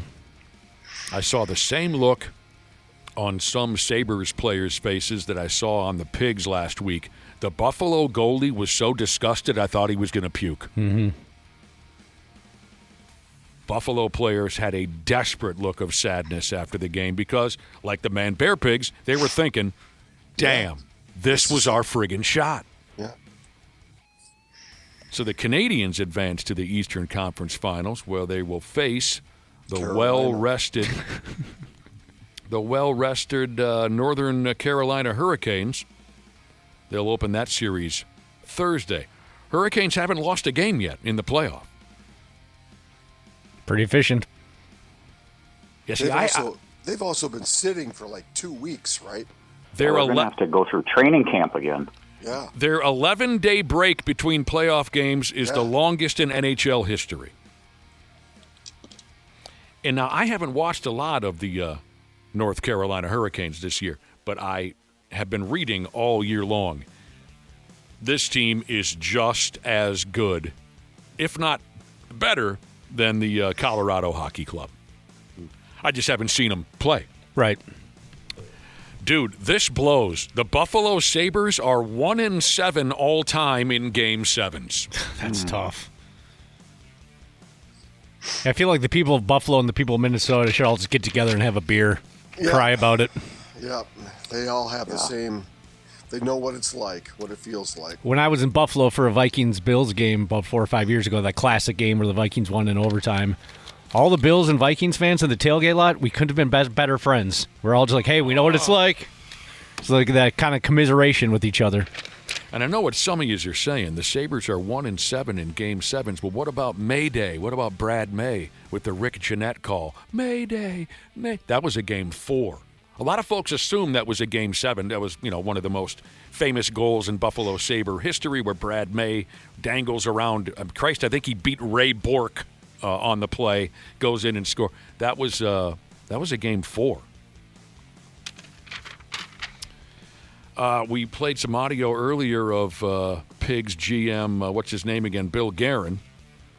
He had some kind of an exit interview yesterday with head coach Gene Snitsky, and they were talking about this, that, their goal is to win it all. Yes, we know that. Then there was a big write-up about all of the unrestricted free agents and a couple of restricted free agents that need their deals worked out. Of course, weird Quinn Hughes is what everyone's going to talk about, but there's plenty of other players who, a lot of them have expressed a desire to stay, but will they be able to work it out contractually? Tarasenko, Zuccarello probably being the two names in the forefront of that conversation. Nick Foligno's in there. McCarron, the big kid that they got from Nashville, Marcus Johansson. So they can't keep everybody. No. Especially if they want to get a frontline center. They can't do that. So right. They've got decisions to make. And tough ones. It's nice to be in a position like they are where, they have to make some tough decisions because they have a lot of talent on their team. So, and guys that want to be here. So everyone that I read a comment from said they want to stay. Yeah.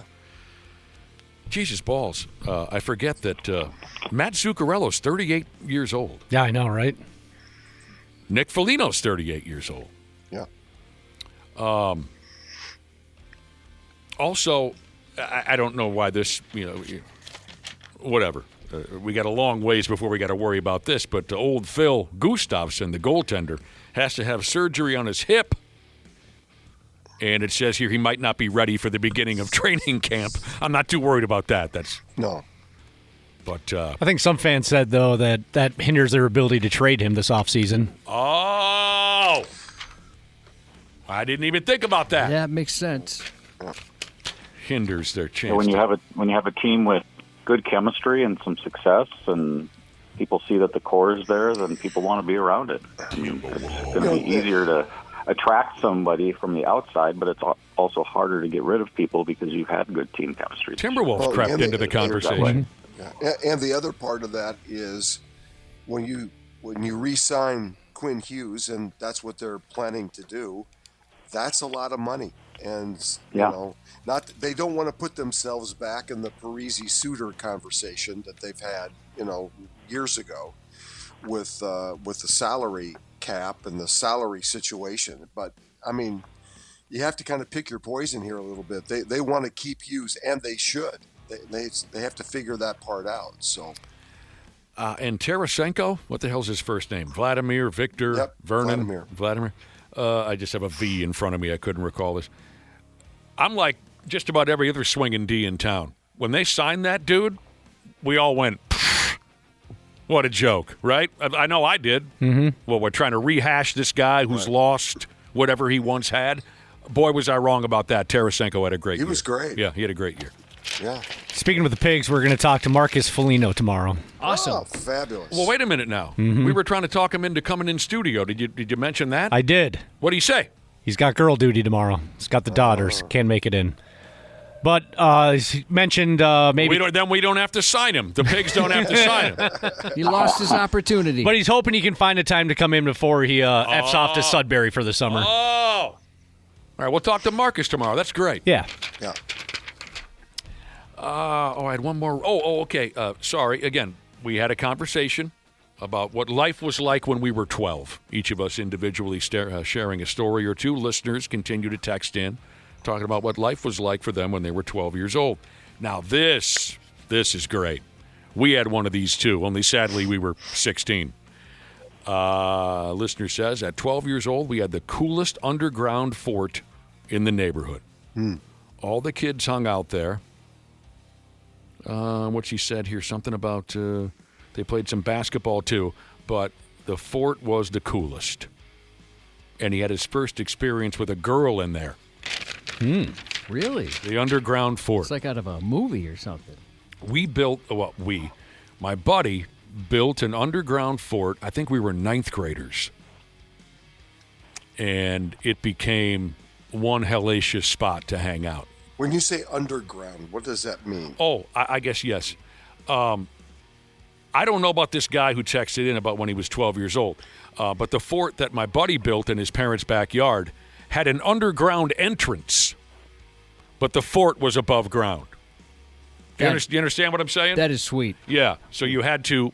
The sumbitch took a shovel, dug a hole in his freaking parents' yard. Okay. And you had to go underground to enter it. There were only 4 guys who had a key, and I was one of them.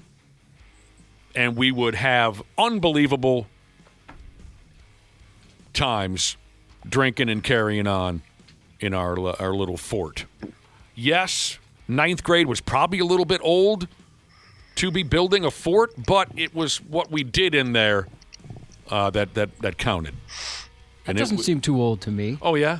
Yeah. But I'm... Especially considering what you probably were doing. Oh, God, it was it was disgusting. We needed a layer. And the police would constantly come and eventually... They'd break up the fort party? Yeah, well, see, the thing is, there would be 50 kids hanging around the fort. You know what I'm saying? There were some inside, but outside, too. It just became this thing that the cops eventually ordered my pal to tear it down. That sounds fun. Yeah. I'm jealous. My dad tried to build us a fort. Yeah, is that what you call them? Like the ones like in a the tree tree? house? Yeah, I've always wanted a tree house. And it was just like these flat boards with some railings. It wasn't enclosed at all. But I thought that was the coolest thing ever. We had extension cords running from the house. We had a stereo in there. We had a television in there. Mm-hmm. That's incredible. We had all kinds of stolen alcohol. Yesterday we talked about how when we were kids, my group of friends were sneak thieves, and we'd go into your garage and steal your alcohol. We'd bring it straight to the fort. Nice. You didn't know what you were getting. Oh, great. Cream de menthe, whatever. We would drink just whatever the hell we stole. Schmorschnaps, great. Right. You learned real quick. That's what machine sheds were for on the farm. What'd you do in there? The machinery. I bet I know what you did in there. That's where you go and do the stuff that you do in the fort. Party, you hide in the... Yeah, I went to a party once that was in a huge machine shed, and I was scared though because those are huge and very eerie. Yeah. Well, no, you can get them lighted and put, like you said, a stereo in there. And half the lights were off though, so I was a little weirded out. We learned what to mix with brandy and whatnot. You know. Yeah. At first, you didn't know. I don't know, Dr. Pepper. What do you mix with? Right. We learned things. It wasn't a fort, but some buddies of mine, they were so desperate for a place to party that they canoed to an island on Thomas Lake in Egan and would carry a case of beer out there and just drink beer on this little tiny island. I was got a kick out of that. I'm not that desperate to drink beer. I'm going to go canoe and sleep on the grass on an island. That sounds awesome. It does sound kind of cool, actually. Is that big enough to host a lot of people? I'm trying to No, picture it. It was very small, and it was so just people didn't go to that island, so it was so just brushed over. Just branches and bushes everywhere. So they spent a whole day clearing it out just to drink beer there. That sounds awesome, actually. Remember I was telling you back a couple weeks ago that the Brooks family was selling off some of Herbie's this and that at an auction? Yep. Well, the auction happened, and one of the items was a ring that was given to Herb Brooks following the victory over the Soviet Union in the Miracle on Ice game in 1980. It was a 10-karat gold ring. It sold at this friggin' auction for $549,000. 5 diamonds on the damn thing. It had Herbie's name on the side of it, the 80 Winter Olympics logo. It had the final score of the Miracle on Ice game and then the final score of the gold medal game against the friggin' Finns. Wow. I'm surprised it didn't go for more money, really, with not knowing all of that about it. Yeah, I'm with you on that. So that is, now I understand, it's not the most expensive, how should I say this, Olympic hockey. It's not the most expensive piece of Olympic hockey memorabilia ever. Even though it made $549,000. Mike Eruzioni's sweater he wore while scoring the game-winning goal against the Soviets 12, 13 years ago, that sold for $657,000. Wow. A lot of money changing hands over there, boy. I'll tell you that right now. Do we know if he had possession of the sweater? Did he sell it himself? Did he auction it off, or did Olympic Hockey have it or something? I don't perhaps? know. I guess it's not that important. I was just curious. I don't know. What's the line that Mike Eruzione always uses when discussing that game-winning goal against the Soviets? He said, if the puck would have traveled 3 inches to the right, I'd be painting bridges right now. Yep.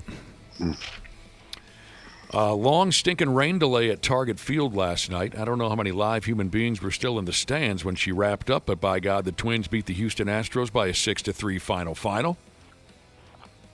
Josh Bell donged us. He donged us good. Yeah. Twice in last night's ball game. He hit a solo in the second, a 2-run rod in the fourth. Dude had 4 ribbies on the night. A little bit later on in the evening, he had an RBI single. Well, that's great for Josh Bell because he's been struggling his balls off like a lot of guys in the lineup. I think our new favorite pitcher for the Twins, Kendry Rojas.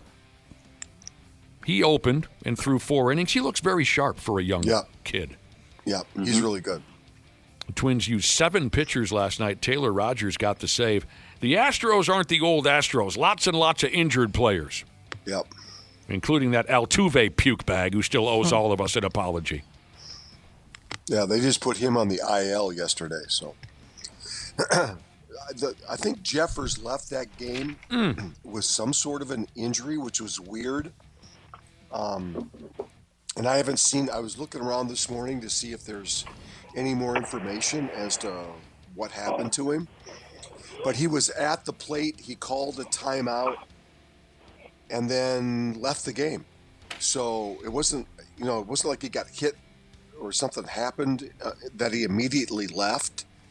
So it was a little strange. Did he reach for anything or grab anything? Didn't look like it. No, it didn't look like it. He had a like a foul ball where he broke his bat, got a new bat, came back, took a couple of swings, and then called timeout and left the game. So I don't know. Hopefully that's nothing serious because he's been their best player other than Buck. He certainly has been one of the, he and Buxton have been, and by the way, Buxton is close to coming back, they say, but they're not hurrying him back from his little hip injury. I missed that information on Ryan Jeffers. Yeah, hopefully that was just a fluky thing and he's able to keep her going. And maybe what they did last night with Simeon Woods Richardson is kind of what they might look at now. Maybe he's going to be more long relief at this point. Because if Kendry Rojas gets into their rotation and has success, then they may find a new role for Richardson. Yeah, he's got to do something over there. Yep. Tonight, it'll be Zebby Matthews, his second start. He was terrific in his first start of the season. Yep. Against Lance McCullers Part 2. And everybody's keeping an eye on Royce Lewis, trying to figure out what's going to happen. What did you hear? He's having trouble finding a bat that suits him. Amongst all of his other problems at the plate, he can't find a baseball bat that's comfortable in his hands. This kid sounds like he's struggling in every possible way. Well, I'll go pick him up, take him to Dick's Sporting Goods. We'll find him a bat. Yeah. He's tried the Byron Buxton model. He's tried the Calvin Portner model, Alex Bregman, Bobby Witt Jr., Vlad Guerrero. He's gone through 6 different brands. He can't find one that he likes. This kid's cracking up. Yeah, he's in his own head big time. He's cracking up. Right. I feel bad. Yeah. I want him to succeed. He seems like such a nice guy. You know, what they may end up doing is this Culpepper kid isn't quite ready yet. He's in St. Paul. Ooh, Dante? Been playing really well. Baseball player. But if they bring him up to play shortstop at some point, they'll put Brooks Lee probably at third. And then Royce Lewis may be the odd man out if they don't figure something out. So this article. I don't know the answer to this, but I wonder how many options he has left to go down. I think 2. Do you know, Randy? I don't. I thought the answer was 2, Brad Ryder. Well, if he's got 2, then they have time. They have time to figure it out. The article that I read, paints a dark picture. It says right here, sending Royce Lewis to AAA could very well break him mentally. He might already be broken. Jesus. Yeah. God, just really tough. You want to go back to underground forts real quick. Where is Hager City? Is that Wisconsin? Well, I'll look it up. I'm not sure. Hager City. It sounds like Wisconsin. Yeah, to me. Wisconsin. Okay. St. Paul Lino Jesus said he had an underground fort as a kid that was pretty cool. He said, unfortunately, we lived against the bluff in Hager City, so the rattlesnakes also thought it was cool. Oh, no. That's terrifying. The rattlesnakes. Okay, so much nastiness over the weekend from Chicago Cubs outfielder Pete Crow Armstrong. He talks dirty. Yeah. Does his family have money? Normally that's why folks talk dirty, because their family has money. I didn't see this. What's the deal? They had the annual Crosstown Classic over the weekend between the Cubs and the White Sox. Oh, God, the gas, Josh. Yes, Can you come over here and rub my stomach? My famous tummy rub? Yeah. Yeah, Jesus, the gas, it crawls up. And by the way, the White Sox are a game above 500 right now. 4th best record in the league. They are playing really well. They've got a couple of... If the season ended today... yeah, I mean... Doesn't work anymore, Brad. I like it still. Crazy. Okay. Crazy. Yeah, doesn't work. And the Tigers are 8 games under 500. That's just... There's some wild stuff going on in baseball right now with Tampa Bay off to this great start. The St. Louis Cardinals have been like... Everybody thought they'd be last place in the Central. They're 8 games over 500. It's just weird. There's a lot of crazy good stories going on right now. That's why I would imagine very few people are betting on baseball these days. But anyway, they had the Crosstown Classic where the Cubs and White Sox play each other over the weekend. Sunday, a White Sox infielder by the name of Miguel Vargas hit a ball to deep center field with a couple guys on base. This Pete Crow Armstrong character playing in the field for the Cubs. He tried to catch it. He collided with the wall. He dropped the ball. Couple runs scored for the White Sox. A female White Sox fan was behind the outfield fence and shouted at Pete, telling him that he sucks. And she gave him a thumbs down, Josh. Oh. Boo, you suck, That she hurts. said. Yeah, that's worse than the middle finger. Well, instead of ignoring her and carrying on playing baseball, Pete Crow Armstrong decided to respond with some vulgarities of his own, and he told her, quote, to suck his effing D bitch. Oh, boy. That's sweet. After the game, he defended his comments. He said, some lady decided to start talking shh, and I felt like she needed to have some back. I like it. He went with the S my... Yeah, he didn't hold back. The gal... I wasn't expecting that. Well, you're playing in Chicago. How the hell do you not expect that? White Sox fans talk like that. Anyway, she caught him at a bad moment. He almost made a great play. He blew it. Well, White Sox fans are a little bit more uppity now that their team is playing well. That's right. They can start talking a little bit. Yeah, they haven't had the opportunity to do this in a number of years. Last couple of years have been pretty bad. So now they talked to this gal after the game too, for some ungodly reason, and she admitted our goal the entire time. She said we planned this. We knew that Pete Crow Armstrong was in center field, and we decided we're going to heckle him at some point. She said, he said words that I don't want to repeat. He said things you should not say to a woman. Well, don't dish it if you can't take it back. Sure. Apparently, he had a tough time in this series, Pete Crow. He's been struggling. He was an all-star last year. He got into an exchange with a male fan during this series also, where he told the guy that he would F him up. I was wondering if he gave him the same offer that he gave the woman. No. Nope. He offered to F this male fan up. Now, according to the story, in Pete Crow Armstrong's defense, the fan was saying bad things about Pete's mama. Don't do that. That's dirty. Yeah, it's never been a better time to be a heckler with the amount of information online these days. Yeah, I'd imagine it's pretty easy to get some good stuff. When John Randall used to talk trash by finding out family members' names and stuff, he had to do the dirty work to find that stuff out. He worked for it. Yeah. You had to dig through the media guides, the printed media guides. Yeah. I remember going to a couple of baseball games, or I shouldn't say just baseball. I remember going to a couple of ball games when I was younger where my absolute and only goal was to get under the skin of one of the opposite team's members. Mm-hmm. I went after Shaquille O'Neal relentlessly. when I had these terrific seats to the Timberwolves years and years and years ago, before Brad Ryder even. And all I could ever get him to do is glare at me. I couldn't get a word out of him. He probably got it in every arena. Oh, yeah. I'm sure I didn't say much that he hadn't heard before, but that was why I was there. Albert Bell was another player when he was playing for the White Sox. I went to the game distinctly and directly to try and get Albert Bell to snap. And the other was Derek Coleman when he was playing in the National Basketball Association. Man, it takes balls going after Albert Bell because that dude would have jumped in the stands. Oh, and we damn near got him to do that. I bet. This did not end well for my my buddy on this particular evening. A guy who used to work here at the radio station, Josh. Maybe I don't want to say his name, but so we're in the left field seats there at the old Metrodome. The White Sox are in town. Albert Bell's playing left field, and everyone in the ballpark knows this guy's nuts, totally and completely nuts. So we start riding them. Nobody's at the ball game. The Twins were terrible.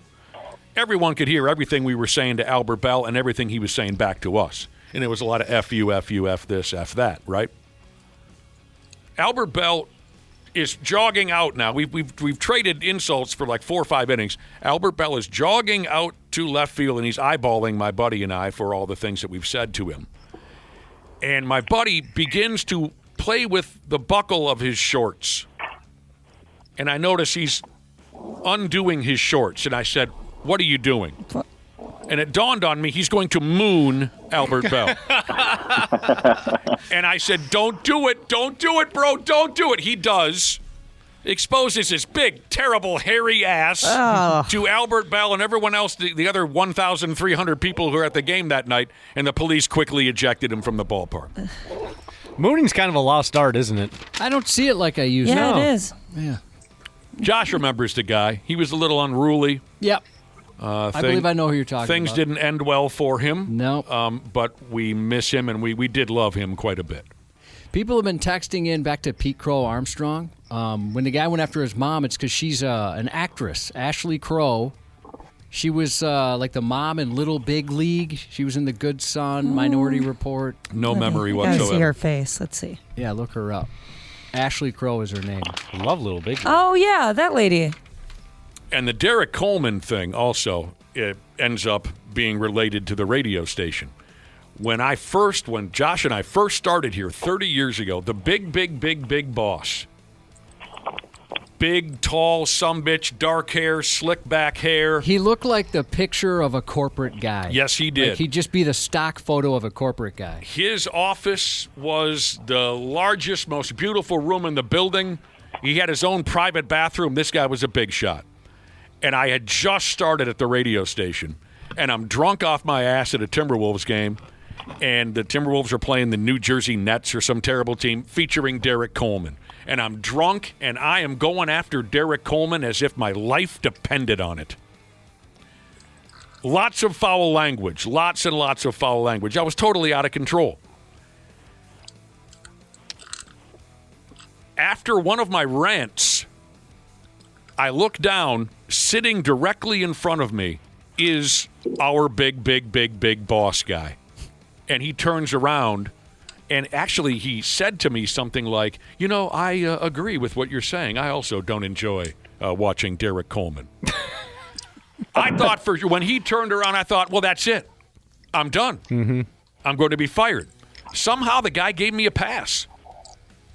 Despite everything that I was saying, I don't know. I never really got to know the guy. But obviously, he had a lot of patience for nonsense because he. Well, you weren't at work.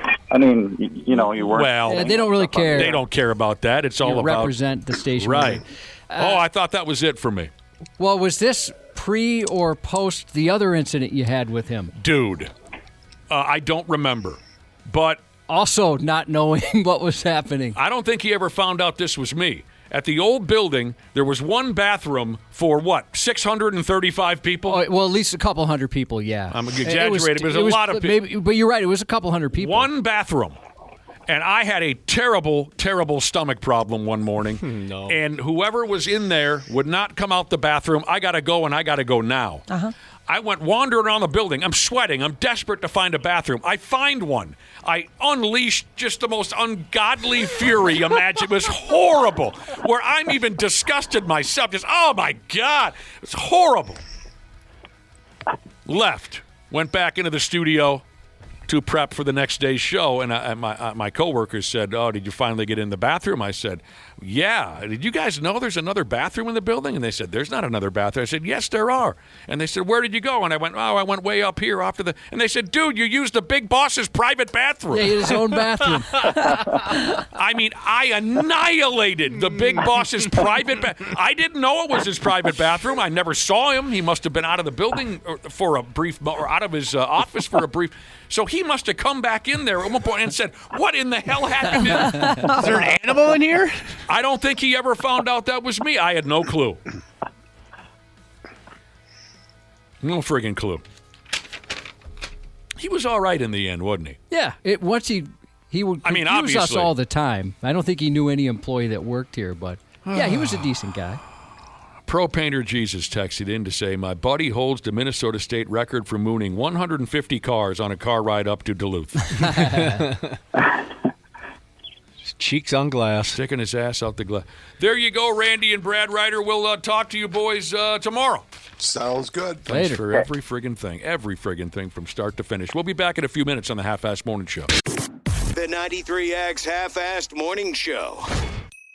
What's going on, podcast pimps? Dana here to once again sing the praises of Standard Heating and Air Conditioning. I got on the ball early. I already got my AC tuned up for summer, and I think you should too. An AC tune-up means better efficiency, fewer breakdowns, and peace of mind before we get choke slammed with heat. And right now, it's their early bird special. $45 off an AC tune-up or $90 and you add your furnace in as well. Smart folks like me don't wait for the first 80-degree day. We plan ahead. Book by May 25th and check it off your list at standardheating.com. Providing the comfort you deserve since 1930. Years of hard work, and now you've got pain in your back, your shoulders, your knees, maybe your joints. You need help. Randy Shaver here with the answer. Dave Bialke. He's got over 30 years experience in getting workers' compensation benefits for people just like you. Don't suffer. Call Bialke Law today. 763-571-2410 or go to bialkelaw.com. That's BIALKE law.com. And it spells relief for you. The Hammer Alley Podcast, an 80s flashback mockumentary. Modestly speaking, in 1987, we knew Hammer Alley was better than Def Leppard, White Lion, Glass Tiger, John Cougar, and other artists named after Wildcats. How did they go from top of the rock to rock bottom? That band that won Battle of the Bands, Hammer Alley, is as current as a bowling alley. Have you been in one of those lately? Hammer Alley. Follow and listen on your favorite platform. Half-Assed Morning Show 93X. All right, what's going on now? We appreciate you listening this morning and every damn morning. Jesus, it's 8:35 already here on the 93X, what do we call it, the Half-Assed Morning Show. I want to go ahead and make you aware of a text message that made its way to the radio station this morning. By God, I think you'll enjoy it. Earlier on, for one reason or another, we got to talking about the Japanese. Wonderful people, in my opinion. They love the 80s rock like I do. They love baseball. Hell, Cubby, I also love baseball. Yep. Got a lot in common. Josh mentioned that there were stories going around years ago. And I can't say for sure if I know that this was ever proven to be true.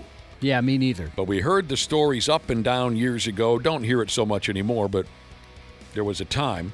The story was that if you found yourself in Japan, you could supposedly up and buy used women's underwears smooth out of a vending machine. That's very true. It is true. How do you know it to be very I always true? wondered. Because, like I said earlier, Double D Shizas just went to Japan for 2 weeks, and she was showing me some pictures. And she took some pictures of the vending machines there, and yeah, they had used underwear. And I believe those were sold out to this day. Used menstrual products. No way! Are you serious? Yep. Well, how much do they want for it? Oh, I can't remember. It wasn't like crazy expensive. Let me see what I got. And what did she bring us back home? I don't know. She brought you home makeup. She didn't bring us any undies? Oh, you did mention this earlier, didn't you? Yep. Sorry, I hate myself now. You mentioned this earlier. I got $20. Oh, that would definitely cover it. Like, I think it was like for some reason, like Just a $1.65 is sounding familiar. Couple of yen will get you that used menstrual products. Yeah. I'm having trouble believing that. Yeah, and then showed me one that had like a bunch of different, like, very adventurous sex toys in it. Can you show us these pictures? Yeah, I wonder if she's listening. I'm also with Josh. I'm doubting the used menstrual product story. In a vending machine. That's absolutely sickening, unsanitary, unhealthy, unsafe. I'm not buying that part of the story. Anyway, see if you can find those pictures for us. I'll look. I received this here text message, Cubby. Tell me what you think now. The title of the text message is Selling Panties. One of our listeners says, I used to sell used panties on eBay. I would advertise used panties and use a picture of a random girl from a porno movie. Starting bid was $5. The bidders would go up from that quite a bit, our listener says. When I had to send the panties off to the highest bidder, I would go to a store. I would buy the largest pair I could find and send them off. Never once did I get a complaint, I'm guessing because they were too embarrassed. That's the story that was told to me via a text message this morning. I just looked and it says on eBay you can sell used socks and underwear. So I Can or can't? Cannot. Cannot. I just got the picture from her husband, Ross. And yeah, it says right here, freshly taken off menstrual pants, sold out. Okay, let And me it's see written the picture. It's written in English? Under the Japanese writing. Is that what it is? Yeah, because I'm looking it up. I mean, they'd know, I guess they were there. It says here it's illegal.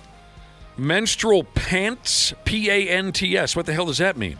I'm imagining that it's pads, or Well, like, no, 'cause- or you can get these like I only use them after birth, but they're like little kind of pants, short booty things that you put on. That's like a built-in a pad catch-all? diaper. It's like a diaper thing. Yeah, it says here you can buy menstrual panties, but that's just like ones you put on so you don't mess up your regular I mean, I'm looking at the machine, and it does say freshly taken off menstrual pants for sale.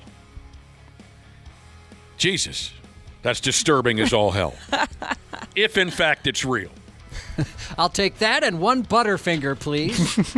Got yourself a Saturday night right there. God, help us all. All right. Let's make our way over to a subject that will make Josh possibly even more uncomfortable than he might already be. Yay. Nudity. Cubby tries to avoid nudity at all costs. You are not comfortable with your body. No. How long you been married to your untrusting wife? We've been married 18 years. My goodness. How many times has she Seven happily married years we've been married. How many times has she seen you full on naked? I don't know if she ever has. Maybe. What? Maybe once? I don't know. Now, That's bizarre. for people who don't know the program or don't know you, how is that possible? Well, like most Explain. people, I make sure I leave my shirt on during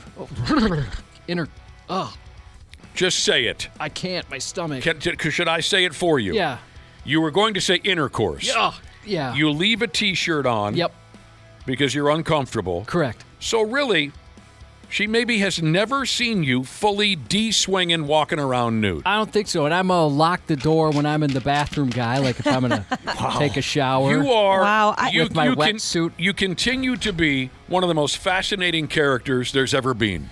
I would think like it's. I don't like that. I guess it's not that weird if like you just started doing this just because like you're getting older kind of vibe, or you know you're not like 20 anymore. Like I could understand maybe like that would be a little bit more normal, but you were doing this when you like met her, because I don't know if I would like go and see a guy again if he kept his shirt on during sex. Well, I used to have one of those shirts that had a printout of a ripped body on it. Oh. So I tricked her. That makes sense now. Yep. And don't be ashamed of your unique self, Josh.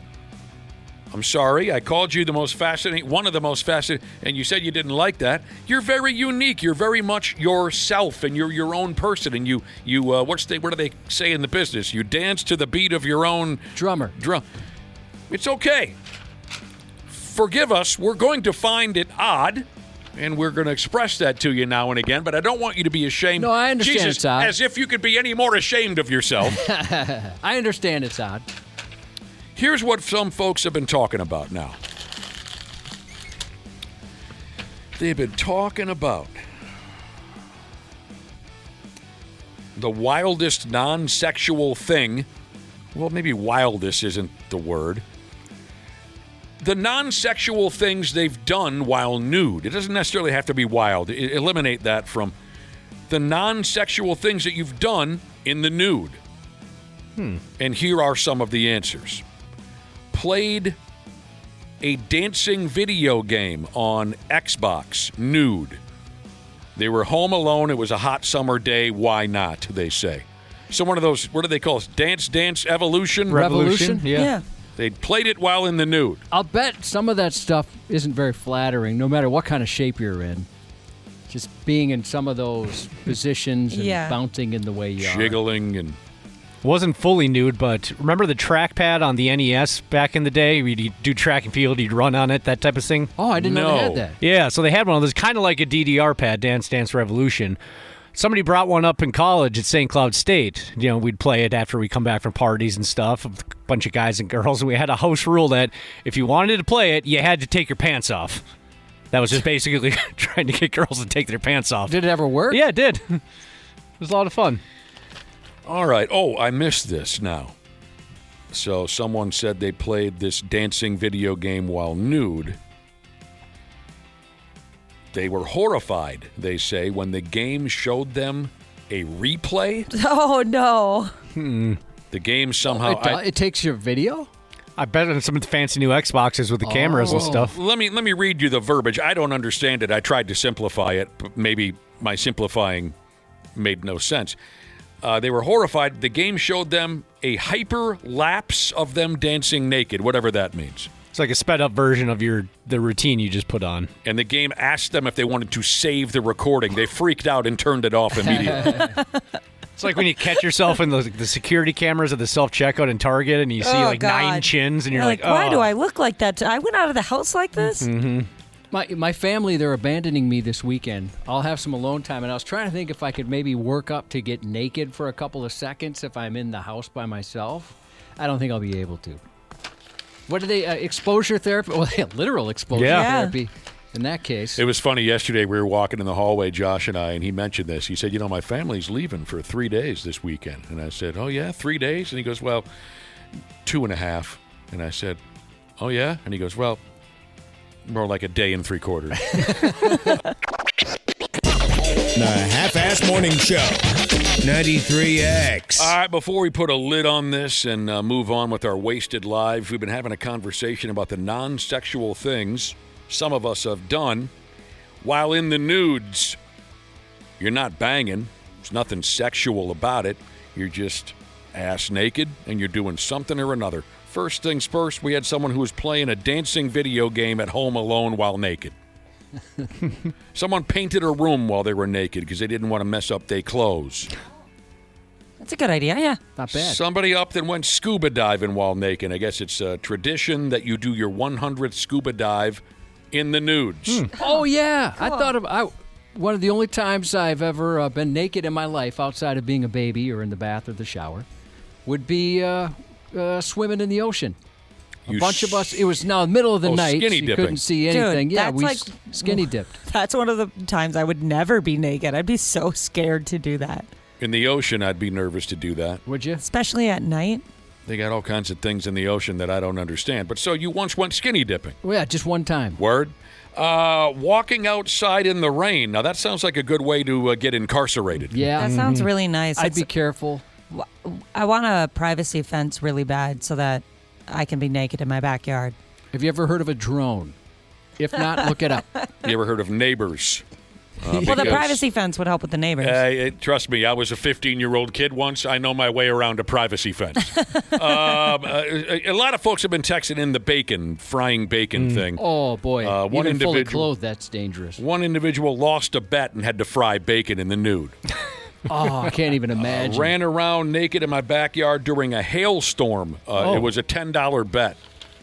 Ouch. Other things that you've done, non-sexual in nature. I do laundry a lot naked, but that's just because I like for all of it to be done. So as I'm doing it, I'll take off whatever I'm wearing. I'm the same way, Ashley. I'm just like, well, if I'm doing it, might as well go all in. Dude, I just hate the thought of like it never being completely done.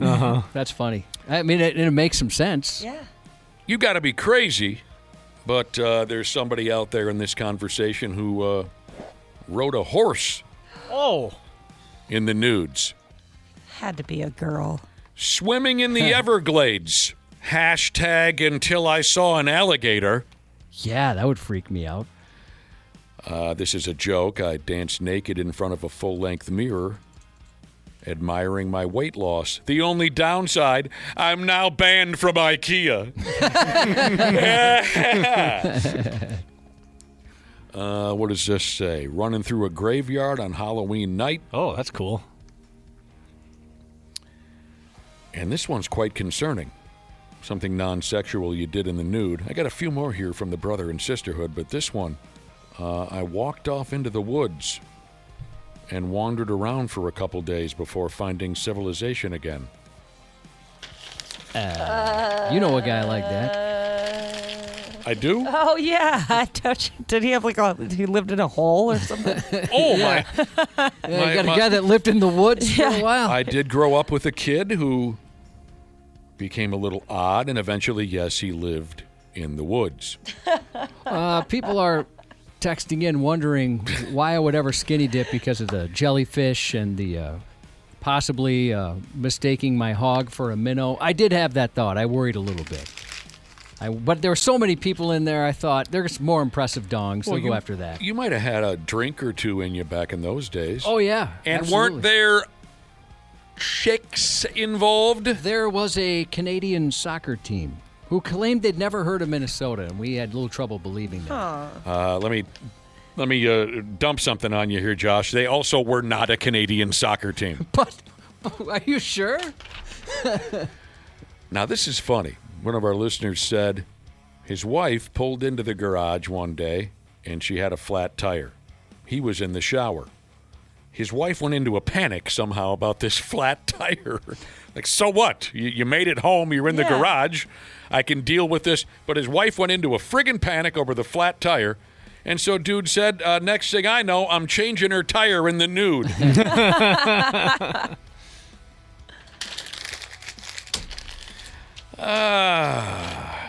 And one more listener says he and his buddies once played 5-on-5 basketball in the nude. He said there was not a ton of defense. I'd imagine not. Not a lot of defense. That's zone defense, and I'm not covering. He messed around and got a triple-double. How are they spelling defense? Yeah, I think I'd just let you drive the lane. I can't think of anything I've done butt-ass naked that would, fit into this conversation. What about just walking around the house naked? Well, yeah, that happens. You would not do that. Oh, no. I guess all I could say is walking around those nude beaches and whatnot when we went on those miserable radio trips. I'd get drunk and I'd go to the nude beach. I can't imagine myself doing anything like that. Maybe if I was drunk enough, I guess. And I ran into a dude who worked here. Yeah, I'd have to be pretty tuned up, Josh. Well, you're kind of like a partier. Yeah, I know, spirit. But I guess I'm kind of weird. I guess I don't want to be naked all the time. Like I don't know. I don't really like being too exposed. I think Dana loves being naked. I get cold. Yeah, it doesn't bother me at all. Did you ever hear that part of the story, Josh, where I ended up running into a guy from the building? No, I was going to ask you off air. I thought maybe I was losing my mind. I don't remember that at all. Yeah. Because I know terrible. I'm trying to remember everyone on the trip who was from the building. He wasn't involved in any of the X-rated activities that also happened on the nude beach. He was, but I rounded a corner. It was the nude beach, nude bar, And I grabbed myself, what did I drink so much of? Was it Imperial beer? Imperial? Was it Red Stripe? It was Red Stripe or Imperial. They had a lot of Red Stripe. I popped the top on a red, I think it might have been red. I popped the top on a Red Stripe, and I'm walking around the Nude bar, and there's Donnie, who worked in the building in a different department. He wasn't an on-air guy, and I was like, hey, Donnie. And he said, hey, and then the next morning, of all the things that I felt funny about, because much weirder things happened later, of all the things I felt funny about, I did feel funny about having that naked beer with Donnie from the sales department. Yeah, did your eyes wander? No. That's good colleague bonding That'd be right hard there. Not to. We were professionals about it. That would be so impossible for me. If my your penis eyes- is out, I'm probably going to look at it. Well, of course, but you're the type of person that enjoys penis. I think of a penis as just a kind of a disgusting hunk of something or another. So, no, we had a face-to-face. We were both professionals, like we'd been there for years. I want to thank the people who've been texting in saying sometimes they listen to the morning show while nude when they're getting ready in the morning. Sure. That is an honor, as a matter of fact. Never would have thought of something like that. It's very nice. Yeah. Pics or it didn't happen. No, thank you. Send them to Dana. Yeah, Dana loves nudity. Loves to sleep I'll give you naked, his phone number. work around naked. Who wants out? Yes, I suppose we should please. go. We got people that want to get in here. Congratulations to... When the hell did that happen? Well, Lindsay wants to get in here. Wants to do her thing. Let's get her in here. There she Yeah. is right through the window. Hey, there. Good morning, Lindsay. Never met you. Congratulations to Makeup Case Jesus and Pharmacy Jesus got married last weekend. Enjoy your Italy honeymoon from the real Irish Jesus. Jay Cutler. I think that's very sweet. Big Toe I wish I had your money. Big Toe Jesus says happy birthday to his wife, Wendy Jesus. And happy birthday to Sean, a.k.a. Cheeks, turning the big 05 today. What up, Cheeks? What up? From Machinist Viking Jesus. Have a wonderful Tuesday. The 93X Half-Assed Morning Show. What's going on, podcast pimps? Dana here to once again sing the praises of standard heating and air conditioning. I got on the ball early. I already got my AC tuned up for summer, and I think you should too. An AC tune-up means better efficiency, fewer breakdowns, and peace of mind before we get choke slammed with heat. And right now, it's their early bird special. $45 off an AC tune-up or $90 and you add your furnace in as well. Smart folks like me don't wait for the first 80-degree day. We plan ahead. Book by May 25th and check it off your list at standardheating.com. Providing the comfort you deserve since 1930.